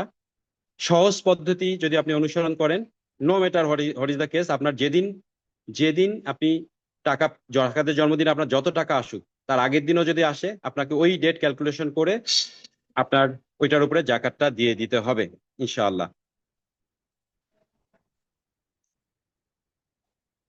উল্টাটাও হতে পারে, আপনার টাকা হঠাৎ করে একদিন আগেই নাই হয়ে যেতে পারে, আপনার নিসাব থেকে কমে গেল, তাহলে সেক্ষেত্রে কিন্তু আপনার জাকাত দিতে হবে না। হ্যাঁ, এখানে একটা অপশন আছে, যে অপিনিয়নটা আসলে আহ আমরা প্রেফার করি না, বাট অনেকের জন্য এটা এটা আর কি সাজেস্ট করতে হয়, যে সে জমি বিক্রি করছে, 30 লাখ টাকা পাইছে, এখন তার জন্য এত টাকার জাকাত সে কিভাবে দিবে।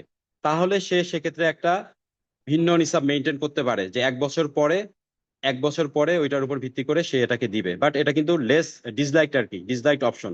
এখন যদি কেউ একান্তই না পারে, তাহলে সেক্ষেত্রে এটা হতে পারে। সো হোপফুলি মোটা মোটা দাগে আমার মেইন পয়েন্ট যেটা আছে আমরা বুঝতে পারছি। নিসাবের মান কি, জাকাতের জন্মদিন কি আমরা জেনে গেছি, আমার জাকাতযোগ্য সম্পদের পরিমাণ কত আমরা ক্যালকুলেশন করে ফেলছি। এবার আমরা শিখবো যে আমরা এটা কিভাবে হিসাব করব, ক্যালকুলেশনের পদ্ধতিটা কি। এটা খুবই ইজি, আশা করি কোনো সমস্যা হবে না। আমরা দেখাই দিই, একটা এক্সাম্পল এখানে দেখানো হয়েছে, যে আহ আমার স্বর্ণ রয়েছে 1 ভরি, রৌপ্য রয়েছে, নগদ টাকা রয়েছে, ব্যাংক আছে, ইনভেস্টমেন্ট আছে, সবকিছু মিলে আমি যোগ করলাম, যোগ করে আমি তাই পাইলাম 5 লক্ষ টাকা, যেটা 2,30,000 থেকে বেশি। তার মানে আমার আমার নিসাব অর্জিত হয়ে গেছে। তাহলে আমি কি করব? আমি এটার সাথে 2.5% গুণ করব। 2.5% গুণ করলে যত টাকা আসে, 12,500 টাকা, এই টাকার উপরে আমাকে মূলত জাকাতটা দিতে হবে। হোপফুলি আপনারা ক্লিয়ার এই ব্যাপারটাতে। আমার আমার যে সম্পত্তি যেটা আছে, সেটার উপরে 2.5%। শুরুর দিকে আমি যখন জাকাতের ক্যালকুলেশন করছিলাম, তখন এরকম অনেকগুলো মিসকনসেপ্ট আমার মধ্যে ছিল। আমি কি করতাম, কি নিসাবের পরিমাণটা মোট সম্পদ থেকে বিয়োগ করে দিতাম। ফর এক্সাম্পল, 5 লক্ষ থেকে বিয়োগ করে দিতাম 2,30,000 টাকা, দিয়ে বাকি যেটা আছে এটার উপরে জাকাতটা দিতাম। কিন্তু এটা কিন্তু ভুল ছিল। আপনার নিসাবটা হচ্ছে, এটা একটা ইন্ডিকেটর, আপনার জাকাত দিতে হবে কি হবে না। ইন্ডিকেটর যদি ফুলফিল করে, তাহলে পুরোটার উপরে 2.5% হাকে আপনার জাকাতটা দিয়ে দিতে হবে। আচ্ছা, এখানে একটা এক্সেমশন আছে, বা আল্লাহ তরফ থেকে আপনার ছাড় আছে। সেটা হচ্ছে যে যদি কোনো আনপেইড জিনিস থাকে। অনেক নয়েজ হচ্ছে, হ্যাঁ, ক্লাসে কি সাউন্ড ক্লিয়ার? সরি, আমরা ক্যারি করি, আর বেশি সময় নেই, আমরা অল্প কিছুক্ষণের মধ্যে শেষ করে দিব। আপনি যে টাকাটা যেটা হিসাব করতেছেন, এখানে কিন্তু মাইনাস করার একটা অপশন রয়েছে। ফর এক্সাম্পল, আপনার জাকাতের জন্মদিন যেদিন রয়েছে, আপনি কিছু কিছু জিনিস বিয়োগ করতে পারবেন। আপনার জাকাতের জন্মদিন 1 রমাদান, কিন্তু আপনার তো বাসা ভাড়া দেওয়া বাকি আছে, বাসা ভাড়া দিতে হবে। বাসা ভাড়ার টাকাটা আপনি বিয়োগ করতে পারবেন। আপনার মুদির দোকানে কিছু টাকা বাকি রয়েছে, এটা দিতে পারবেন। ছেলে মেয়েদের টিউশন ফি যেটা আছে, এটা আপনি মাইনাস করে ফেলতে পারবেন ওই রানিং মাসে আর কি। রানিং মাসে, এমন না যে পুরো বছরের ক্যালকুলেশন করবেন। সর্বমোট এরকম 50,000 টাকার মতো আপনি, এখানে এক্সাম্পল দেখানো হয়েছে, এইটা কিন্তু আপনি ওইখান থেকে আরো অন্যান্য পেমেন্ট থাকতে পারে, বিদ্যুৎ বিল, গ্যাস বিল। যে মাসে আপনার জাকাতের জন্মদিন, ওই মাসে যে খরচগুলো রয়েছে, এই খরচগুলো কিন্তু রেগুলার খরচ আপনার, এটা আপনি মাইনাস করতে পারবেন ইনশাআল্লাহ। সো সেম এক্সাম্পলের মধ্যে আমাদের যদি 5 লক্ষ টাকা থাকে জাকাতযোগ্য সম্পদ, আমি 50,000 বিয়োগ করলাম, যেটা 2,30,000-এর বেশি। তার মানে 4.5 লাখ টাকা যেটা আছে, এটার উপর 2.5% হারে 11,250 টাকা আমি জাকাত দিয়ে দিব। ভেরি ইজি, কোনো সমস্যা নাই। যে মাসে জাকাত দিচ্ছি, সেই মাসের অগ্রিম খরচের কি হবে? এটা অলরেডি আমি আলোচনা করেছি, যে জরুরি যে খাতগুলো বিবেচনা করে এটা মাইনাস করা যাবে, এটাতে আমি আর যাচ্ছি না। ঋণ, এটা আরেকটা ইম্পর্টেন্ট একটা জিনিস। ঋণ জিনিসটা আমার বুঝতে হবে, যে আমার কারো কাছে লোন হয়ে গেছে, ব্যক্তিগত ঋণ আছে 1 লক্ষ টাকা। তাহলে আমি কি করব? ঋণের ব্যাপারে নিয়ম যেটা আছে, ঋণটা আপনি বিয়োগ করতে পারবেন। কোন ঋণ সেটা? সেটা হচ্ছে প্রয়োজনীয় ঋণ। ঋণের ব্যাপারটা আমি পরের স্লাইডে আরো ক্লিয়ার করে দিব। ব্যক্তিগত ঋণ যেটা আছে, ঋণের ক্ষেত্রে আমি টাকাটা মাইনাস করতে পারবো। 5 লক্ষ টাকা রয়েছে, আমি 1 লক্ষ টাকা বিয়োগ করে দিলাম, 4 লক্ষ টাকা থাকলো। এটার উপরে 2.5% হারে 10,000 টাকা আমি এটা জাকাত দিয়ে দিব। এখন ঋণের ব্যাপারটা কি, সব ধরনের ঋণকে আমি বিয়োগ করতে পারবো কিনা, এটা একটা ইম্পর্টেন্ট একটা জিনিস। কারণ ঋণ ইসলামের মধ্যে যেটা বলে বর্তমান সময়ের ওই ঋণগুলো না, যে আহ আমি একটা বাইরে ভ্রমণ করে আসি, বিদেশে ভ্রমণ করে আসলাম ইএমআই সিস্টেমে আমি একটা হলিডে প্যাকেজ নিলাম, নিয়ে আসার পরে আমি কি ওই ঋণটা বিয়োগ করতে পারবো কিনা। এটা বোঝার জন্য ঋণকে ইসলামের দুইটা ভাগে ভাগ করা হয়েছে। একটা হচ্ছে প্রয়োজনীয় ঋণ, খাদ্য, বস্ত্র, বাসস্থান, শিক্ষা, চিকিৎসা, এটার সাথে যাবতীয় যা যা আছে এগুলো সবকিছুই কিন্তু প্রয়োজনীয় ঋণ, বিবাহ রয়েছে। আর একটা হচ্ছে বিলাসী ঋণ। আচ্ছা, বিলাসী ঋণ পরে টিভি, এসি, গাড়ি, এটা কোন মধ্যে পড়বে, প্রয়োজনীয় ঋণের মধ্যে পড়বে নাকি বিলাসী ঋণের মধ্যে পড়বে? Critical question. আপনি হজ বা ওমরাতে যাচ্ছেন, এটা কি বিলাসী প্রয়োজনীয় ঋণের মধ্যে পড়বে নাকি বিলাসী ঋণের মধ্যে পড়বে? এটা জেনে খুশি হবেন যে ওলামা একরাম টিভি, ফ্রিজ, গাড়ি এটাকে কোনোটাকে বিলাসী ঋণের মধ্যে ফেলেনি। এগুলো সব কিছুই হচ্ছে প্রয়োজনীয় ঋণের মধ্যে পড়ছে। এমনকি আপনি হজ বা ওমরাও যা আপনি কিন্তু ঋণ নিয়ে করতে পারবেন, এটার ব্যাপারে মাসালা আছে। সো এগুলো সবকিছু কিন্তু প্রয়োজনীয় ঋণের খাতার মধ্যে অন্তর্ভুক্ত। তাহলে বিলাসী ঋণ কোনটা আমাদের প্রশ্ন থাকতে পারে। হলিডে প্যাকেজ, ঠিক আছে, এটা কিন্তু আপনার জন্য বিলাসী ঋণ, এটা আপনার জন্য ম্যান্ডেটরি না, যেটা জীবন ধারণের জন্য আবশ্যকীয় নয়। আপনি একটা এই যে $5,000 একটা আপনি ঘড়ি কিনছেন, ওমেগা সিমাস্টার, আপনার গাড়ি রয়ে গেছে, আপনি আরেকটা রোলস রয়েস একটা আপনার অধিকারে রয়েছে। সো এটা হচ্ছে বিলাসী ঋণ। অনেকেই যেটা বলে আপনার প্রয়োজনের একটা গাড়ি আছে, বাট আপনার একটা গাড়ি দরকার, আপনি আপনি একাধিক গাড়ি কিনছেন, সেই গাড়িগুলোর জন্য যদি ঋণ নিয়ে থাকেন ওটাও বিলাসী ঋণ। মানে আপনার নেসেসিটি ফুলফিল করার জন্য আপনার ফ্যামিলির জন্য একটা গাড়ি যথেষ্ট, বাট আপনি আরো 2-3টা গাড়ি লোনে কিনছেন, তাহলে সেটাও কিন্তু বিলাসী ঋণ, এবং এই ঋণগুলো কিন্তু আপনি মাইনাস করতে পারবেন না। সো এই জাজমেন্টটা কিন্তু আপনার নিজের। আশা করি যে জিনিসটা আহ আপনাদের কাছে ক্লিয়ার। আর উপার্জনের সাথে কিন্তু সামঞ্জস্য থাকতে হবে। আপনি আপনার উপার্জন কম, আবার আপনি একটা এমন গাড়ি কিনছেন যেটা অনেক এক্সট্রা এক্সপেন্সিভ, এটা হতে পারে যে রোলস রয়েস না, বাট হচ্ছে যে বর্তমান সময় প্রিমিয়াম হতে পারে, সেক্ষেত্রে কিন্তু এটা অনেক সময় বিলাসী ঋণ হতে পারে। এটা এটা ওলামাদের সাথে কথা বলে নিতে হবে। আচ্ছা, এটা অলরেডি আমরা বলেছি যে আমার একটা গাড়ি আছে আর একটা গাড়ি ঋণে করলাম, এই ঋণ কি বিয়োগ হবে কিনা? অবশ্যই হবে না। বাড়ির ক্ষেত্রেও একই বিধান। আমি ব্যবসা করার জন্য 1 লক্ষ টাকা ঋণ নিয়েছি, এই ঋণ কি বিয়োগ হবে কিনা? নোট দ্যাট, আপনি যে ব্যবসা করার জন্য যে ঋণটা যেটা নিছেন, আপনি যে ব্যবসা করার জন্য যে ঋণটা নিছেন, এই ঋণটা যদি অ্যাসেটের পিছনে ব্যয় হয়, আচ্ছা এটা আমি পরের অংশে এটা আমি ক্লিয়ার করবো, কারণ এটা ব্যবসায়টা আলাদাভাবে আছে, এটা আমরা একটু পরে ক্লিয়ার করবো। আচ্ছা, ঋণের পুরো টাকাটা কি বিয়োগ হবে? 1 লক্ষ টাকা ইএমআই এ এসি কিনেছেন আপনি, সেক্ষেত্রে আপনার যেটা করতে হবে 1 বছরের 1 লক্ষ টাকার এসি আপনি ডাউন পেমেন্ট দিয়েছেন 20,000 টাকা, এবং ইএমআই প্রত্যেক মাসে 6,000 টাকা। তার মানে আপনার টোটাল হচ্ছে যে 18টা ইএমআই এ পরিশোধ করতে হবে। হ্যাঁ, আপনার তো পুরো ইএমআইটা আপনি বিয়োগ করতে পারবেন না, মানে 18টা হচ্ছে যে 3 বছরের জন্য। আপনি যে সরি 18টা মানে 1.5 বছরের জন্য। আপনি জাস্ট ওই বছরের জন্য এগারোটা ইএমআই ক্যালকুলেট করবেন, মানে যে বছর অর্থ বছর ওই বছরের 11টা ইএমআই আপনি মাইনাস করতে পারবেন, এটাই হচ্ছে যে নিয়ম। সো 66,000 টাকা এটা আপনি বিয়োগ করতে পারবেন। লাস্ট ক্যাটাগরিতে আমরা চলে আসছি, সেটা হচ্ছে ব্যবসায়িক পণ্যের জাকাত। জুবাইর কতক্ষণ আছে আমাদের?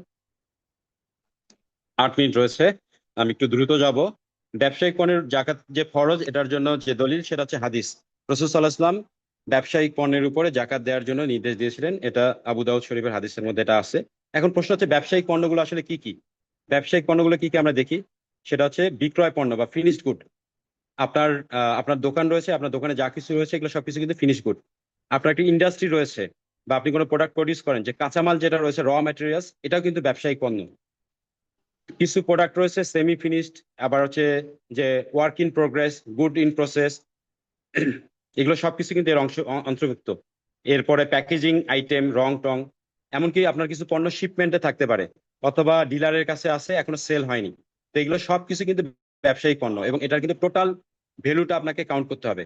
আপনার ব্যবসায়িক পণ্য যেটা আছে ব্যবসার মধ্যে, টোটালটাকে আমার এখানে যোগ করতে হবে। কিছু পণ্য আছে ইনট্যাঞ্জিবল অ্যাসেট, যেমন সফটওয়্যার, অ্যাপস, কপিরাইট। আপনি সফটওয়্যার সেল করেন, তাহলে কিন্তু আপনার সফটওয়্যার যেটা আছে এটারও কিন্তু ব্যবসায়িক পণ্য, এবং এটার পয়েন্টটাকে আপনাকে কাউন্ট করতে হবে। আচ্ছা, আপনার মাছের খামার রয়েছে, মানে মাছের ব্যবসা করেন, আপনার মাছটা আপনি নিজের খাওয়ার জন্য না, কমার্শিয়াল ভাবে মাছ চাষ করেন, তাহলে আপনাকে যেটা করতে হবে, আপনার জাকাতের জন্মদিনে ওই পুকুরের মধ্যে যে পরিমাণ মাছ থাকতে পারে, এটা একটা মোটামুটি একটা অ্যাজাম্পশন করা যায়। যারা যারা মাছ বিক্রি করে ওরা কিন্তু একটা ক্যালকুলেশন করতে পারে, ক্যালকুলেশন করে এটার ভ্যালুটা বের করতে হবে। আপনার গরুর ফার্ম রয়েছে, গরু কিন্তু আমাদের যে ফার্মগুলো রয়েছে এটা কিন্তু গরুর ক্যাটাগরি যেটা রয়েছে ওইটার মধ্যে পড়বে না, এটা কিন্তু ব্যবসায়িক পণ্যের ক্যাটাগরির মধ্যে পড়বে, এটা কিন্তু মাথায় রাখেন।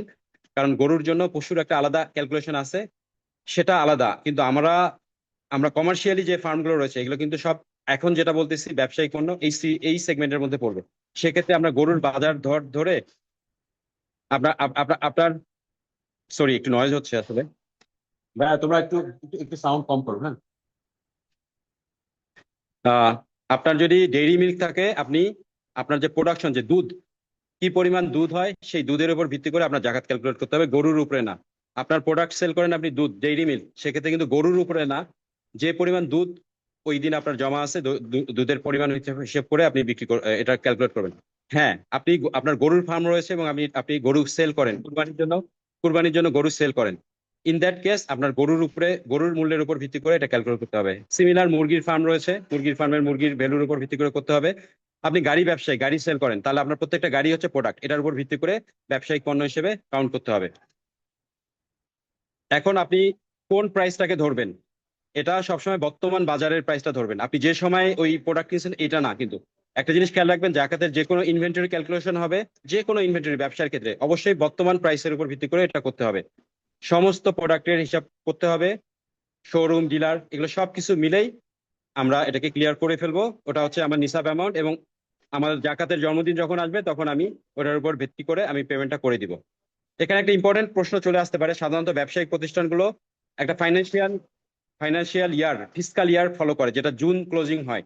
সেক্ষেত্রে আপনি নিসাব ক্যালকুলেশন কিভাবে করবেন, কারণ চন্দ্রবর্ষতে তো 254 দিন, 265 দিন না। সেক্ষেত্রে ওলামা ইকরাম একটা হিসাব বের করছে। আমরা লুনার ক্যালেন্ডারে হিসাব করতাম 2.5%, বাট সোলার ক্যালেন্ডারে সেম জিনিসটা আমরা ক্যালকুলেট করবো 2.6%। এটা মৌলানা মুফতি তকি উসমানী ওনার ফতোয়া। সেক্ষেত্রে আপনার এক বছরে আপনি ক্যালকুলেট করতে পারবেন, সেক্ষেত্রে পার্সেন্টেজটা একটু বেশি হবে, 2.6% হয়ে যাবে ইনশাআল্লাহ। যে সমস্ত জিনিসের উপর জাকাত দিতে হবে না, এটা খুব ইম্পর্টেন্ট জিনিস। জাকাত আসলে যে কয়টা কথা বলা হলো এর বাইরে কোনো কিছুর উপরে জাকাত নাই।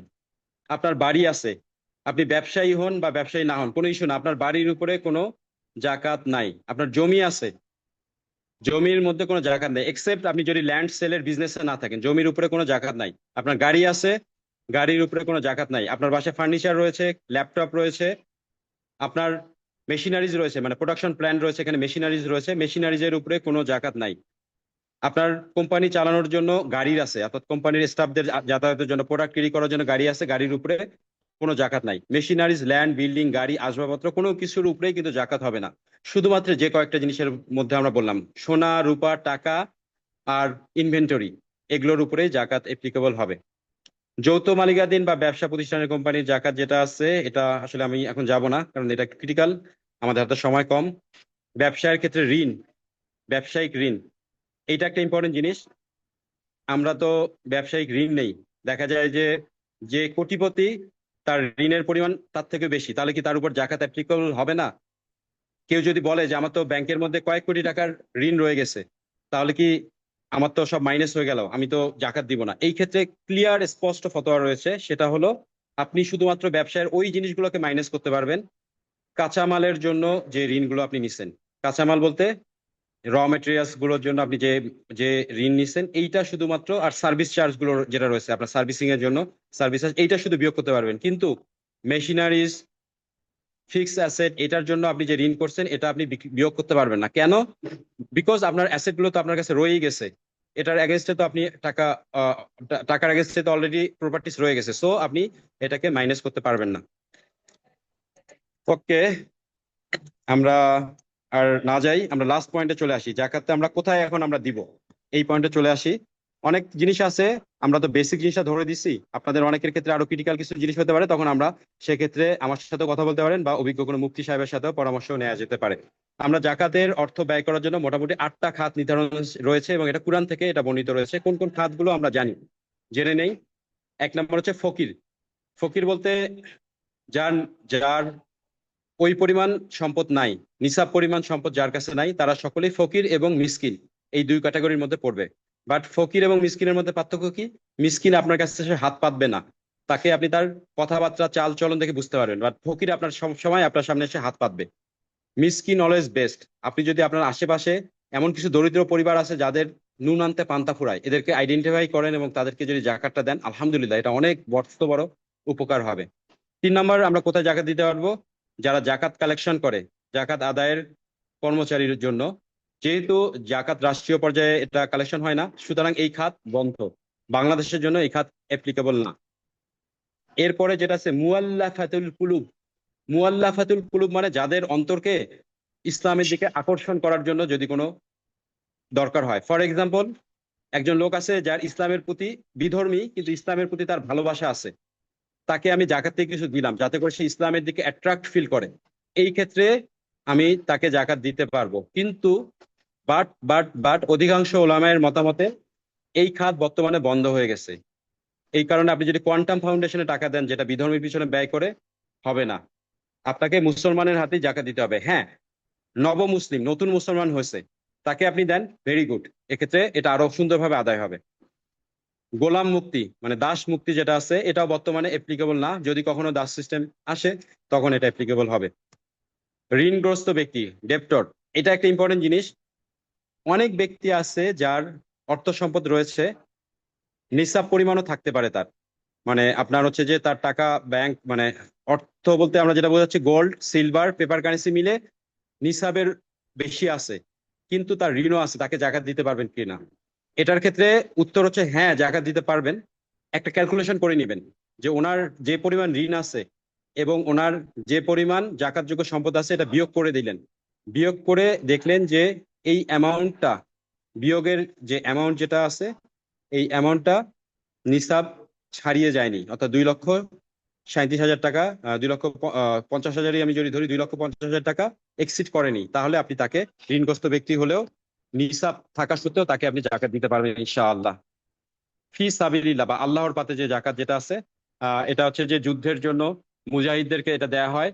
এটার জন্য ফিলিস্তিনের মধ্যে যে ভাইয়েরা, গাজার মধ্যে যারা আছে, যারা আল্লাহর পথে যুদ্ধ করতেছে, তাদের ক্ষেত্রে জাকাত দেওয়া যাবে, কোনো সমস্যা নেই ইনশাআল্লাহ।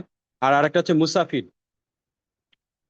মুসাফির যদিও এখন বিকাশ রকেট সিস্টেম হওয়ার পরে মুসাফিরদের কোনো সমস্যা নাই, সে যে কোনো জায়গা থেকে টাকা নিতে পারতেছে। বাট যদি এমন হয় একজন মুসাফির, সে হতে পারে অনেক ধনী, বাট সে তার এসে বিপদে পড়ছে, তার জরুরত পূরণ করতে পারতেছে না, তাহলে সেক্ষেত্রে তাকেও জাকাতের টাকা থেকে দেয়া যাবে ইনশাআল্লাহ, কোনো সমস্যা নেই।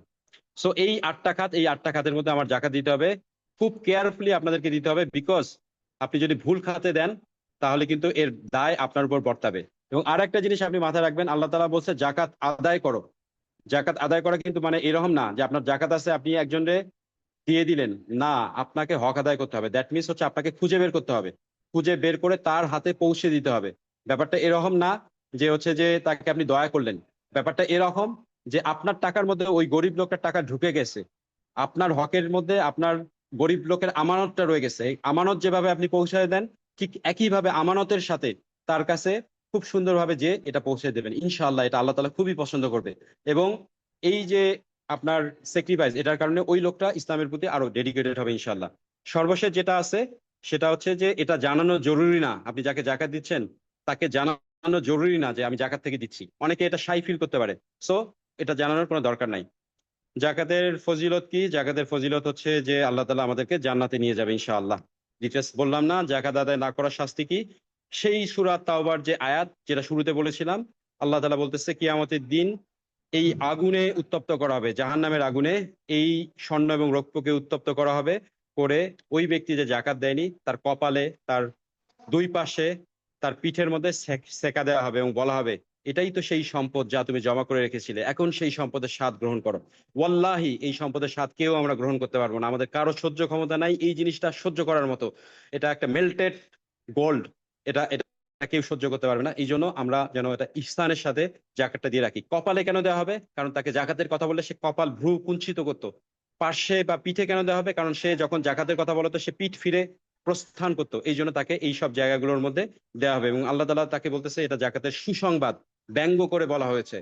হাদিসের মধ্যে রয়েছে, সাপ, এমন একটা সাপ যারা জাকাত প্রদান করেনি, কিয়ামতের দিনে, মানে বিচার এখনো শুরু হয়নি তার আগেই তার গলায় এই সাপটাকে ঝুলিয়ে দেওয়া হবে। যে সাপ বলবে আমি তোমার সম্পদ, এবং সেই সাপের বর্ণনা কি, সেই সাপের মাথা টাক, টাক মাথা, টাক মাথাওয়ালা সাপ।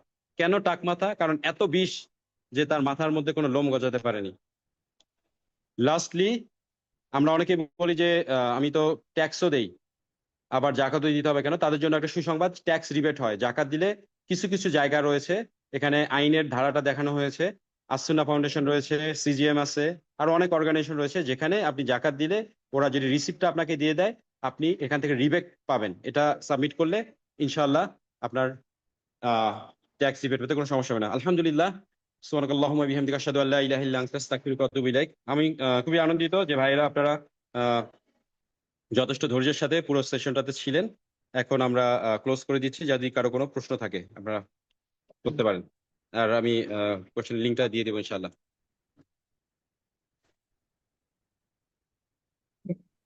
ভাই আমার সরাসরি একটা মাইক্রোফোন কোশ্চেন আছে।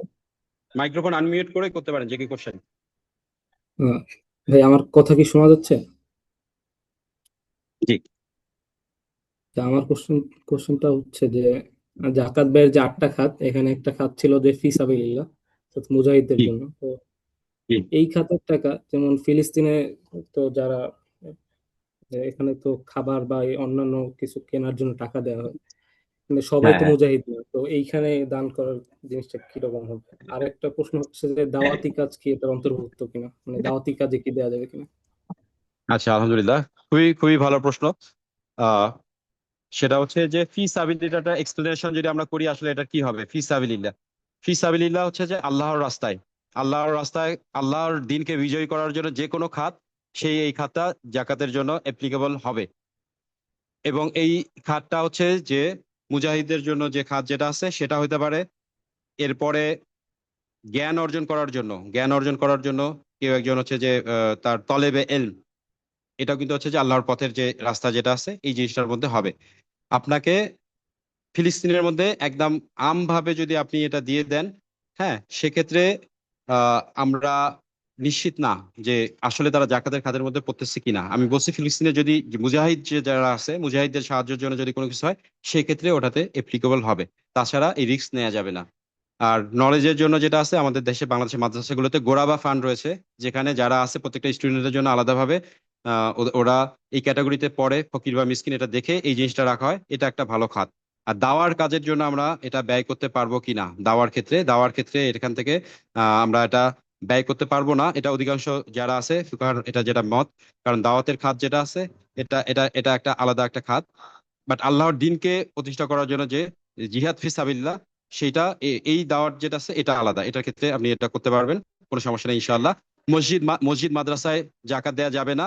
মাদ্রাসায় তাহলে আমরা কেন টাকা দেই? মাদ্রাসায় দেই হচ্ছে যে ওখানে যারা দরিদ্র স্টুডেন্ট আছে মূলত তাদের জন্য আমরা জাকাতে দিয়ে থাকি। কোনো ইসলামিক সভা, সেমিনার বা যে কোনো কিছু, এটার জন্য জাকাতের টাকাতে খরচ করা যাবে না ইনশাআল্লাহ। আশা করি যে অ্যান্সার পেয়ে গেছেন। আর কারো কোনো প্রশ্ন?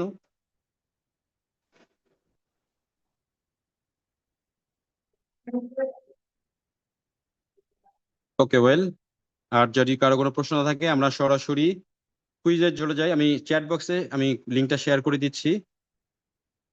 জুবাইর, আর কোনো কিছু বলার আছে? আমি চ্যাট বক্সে সবাই লগ ইন থাকেন, আমি চ্যাট বক্সের মধ্যে আমি এটা দিয়ে দিচ্ছি লিঙ্কটা।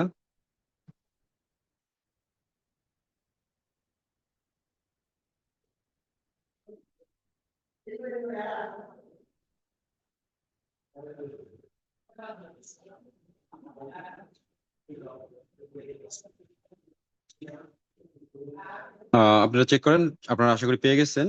সো আপনারা সরাসরি চ্যাট বক্সের ওই লিঙ্কে গো থ্রু করে আপনারা দেখে নিতে পারেন। ওখানে কুইজ রয়েছে, এমসিকিউ টাইপের কুইজ, ইনস্ট্রাকশন দেওয়া রয়েছে। কুইজের পরেই আমরা এর পরবর্তীতে জানিয়ে দেব বিজয়ীদের। আর এই ম্যাটেরিয়ালস গুলো ইনশাআল্লাহ আপনাদেরকে প্রোভাইড করা হবে ইনশাআল্লাহ। সবাইকে অনেক ধন্যবাদ, জাযাকুমুল্লাহ খায়ের, কষ্ট করে এই সেশনে থাকার জন্য। আসসালামু আলাইকুম রহমতুল্লাহ।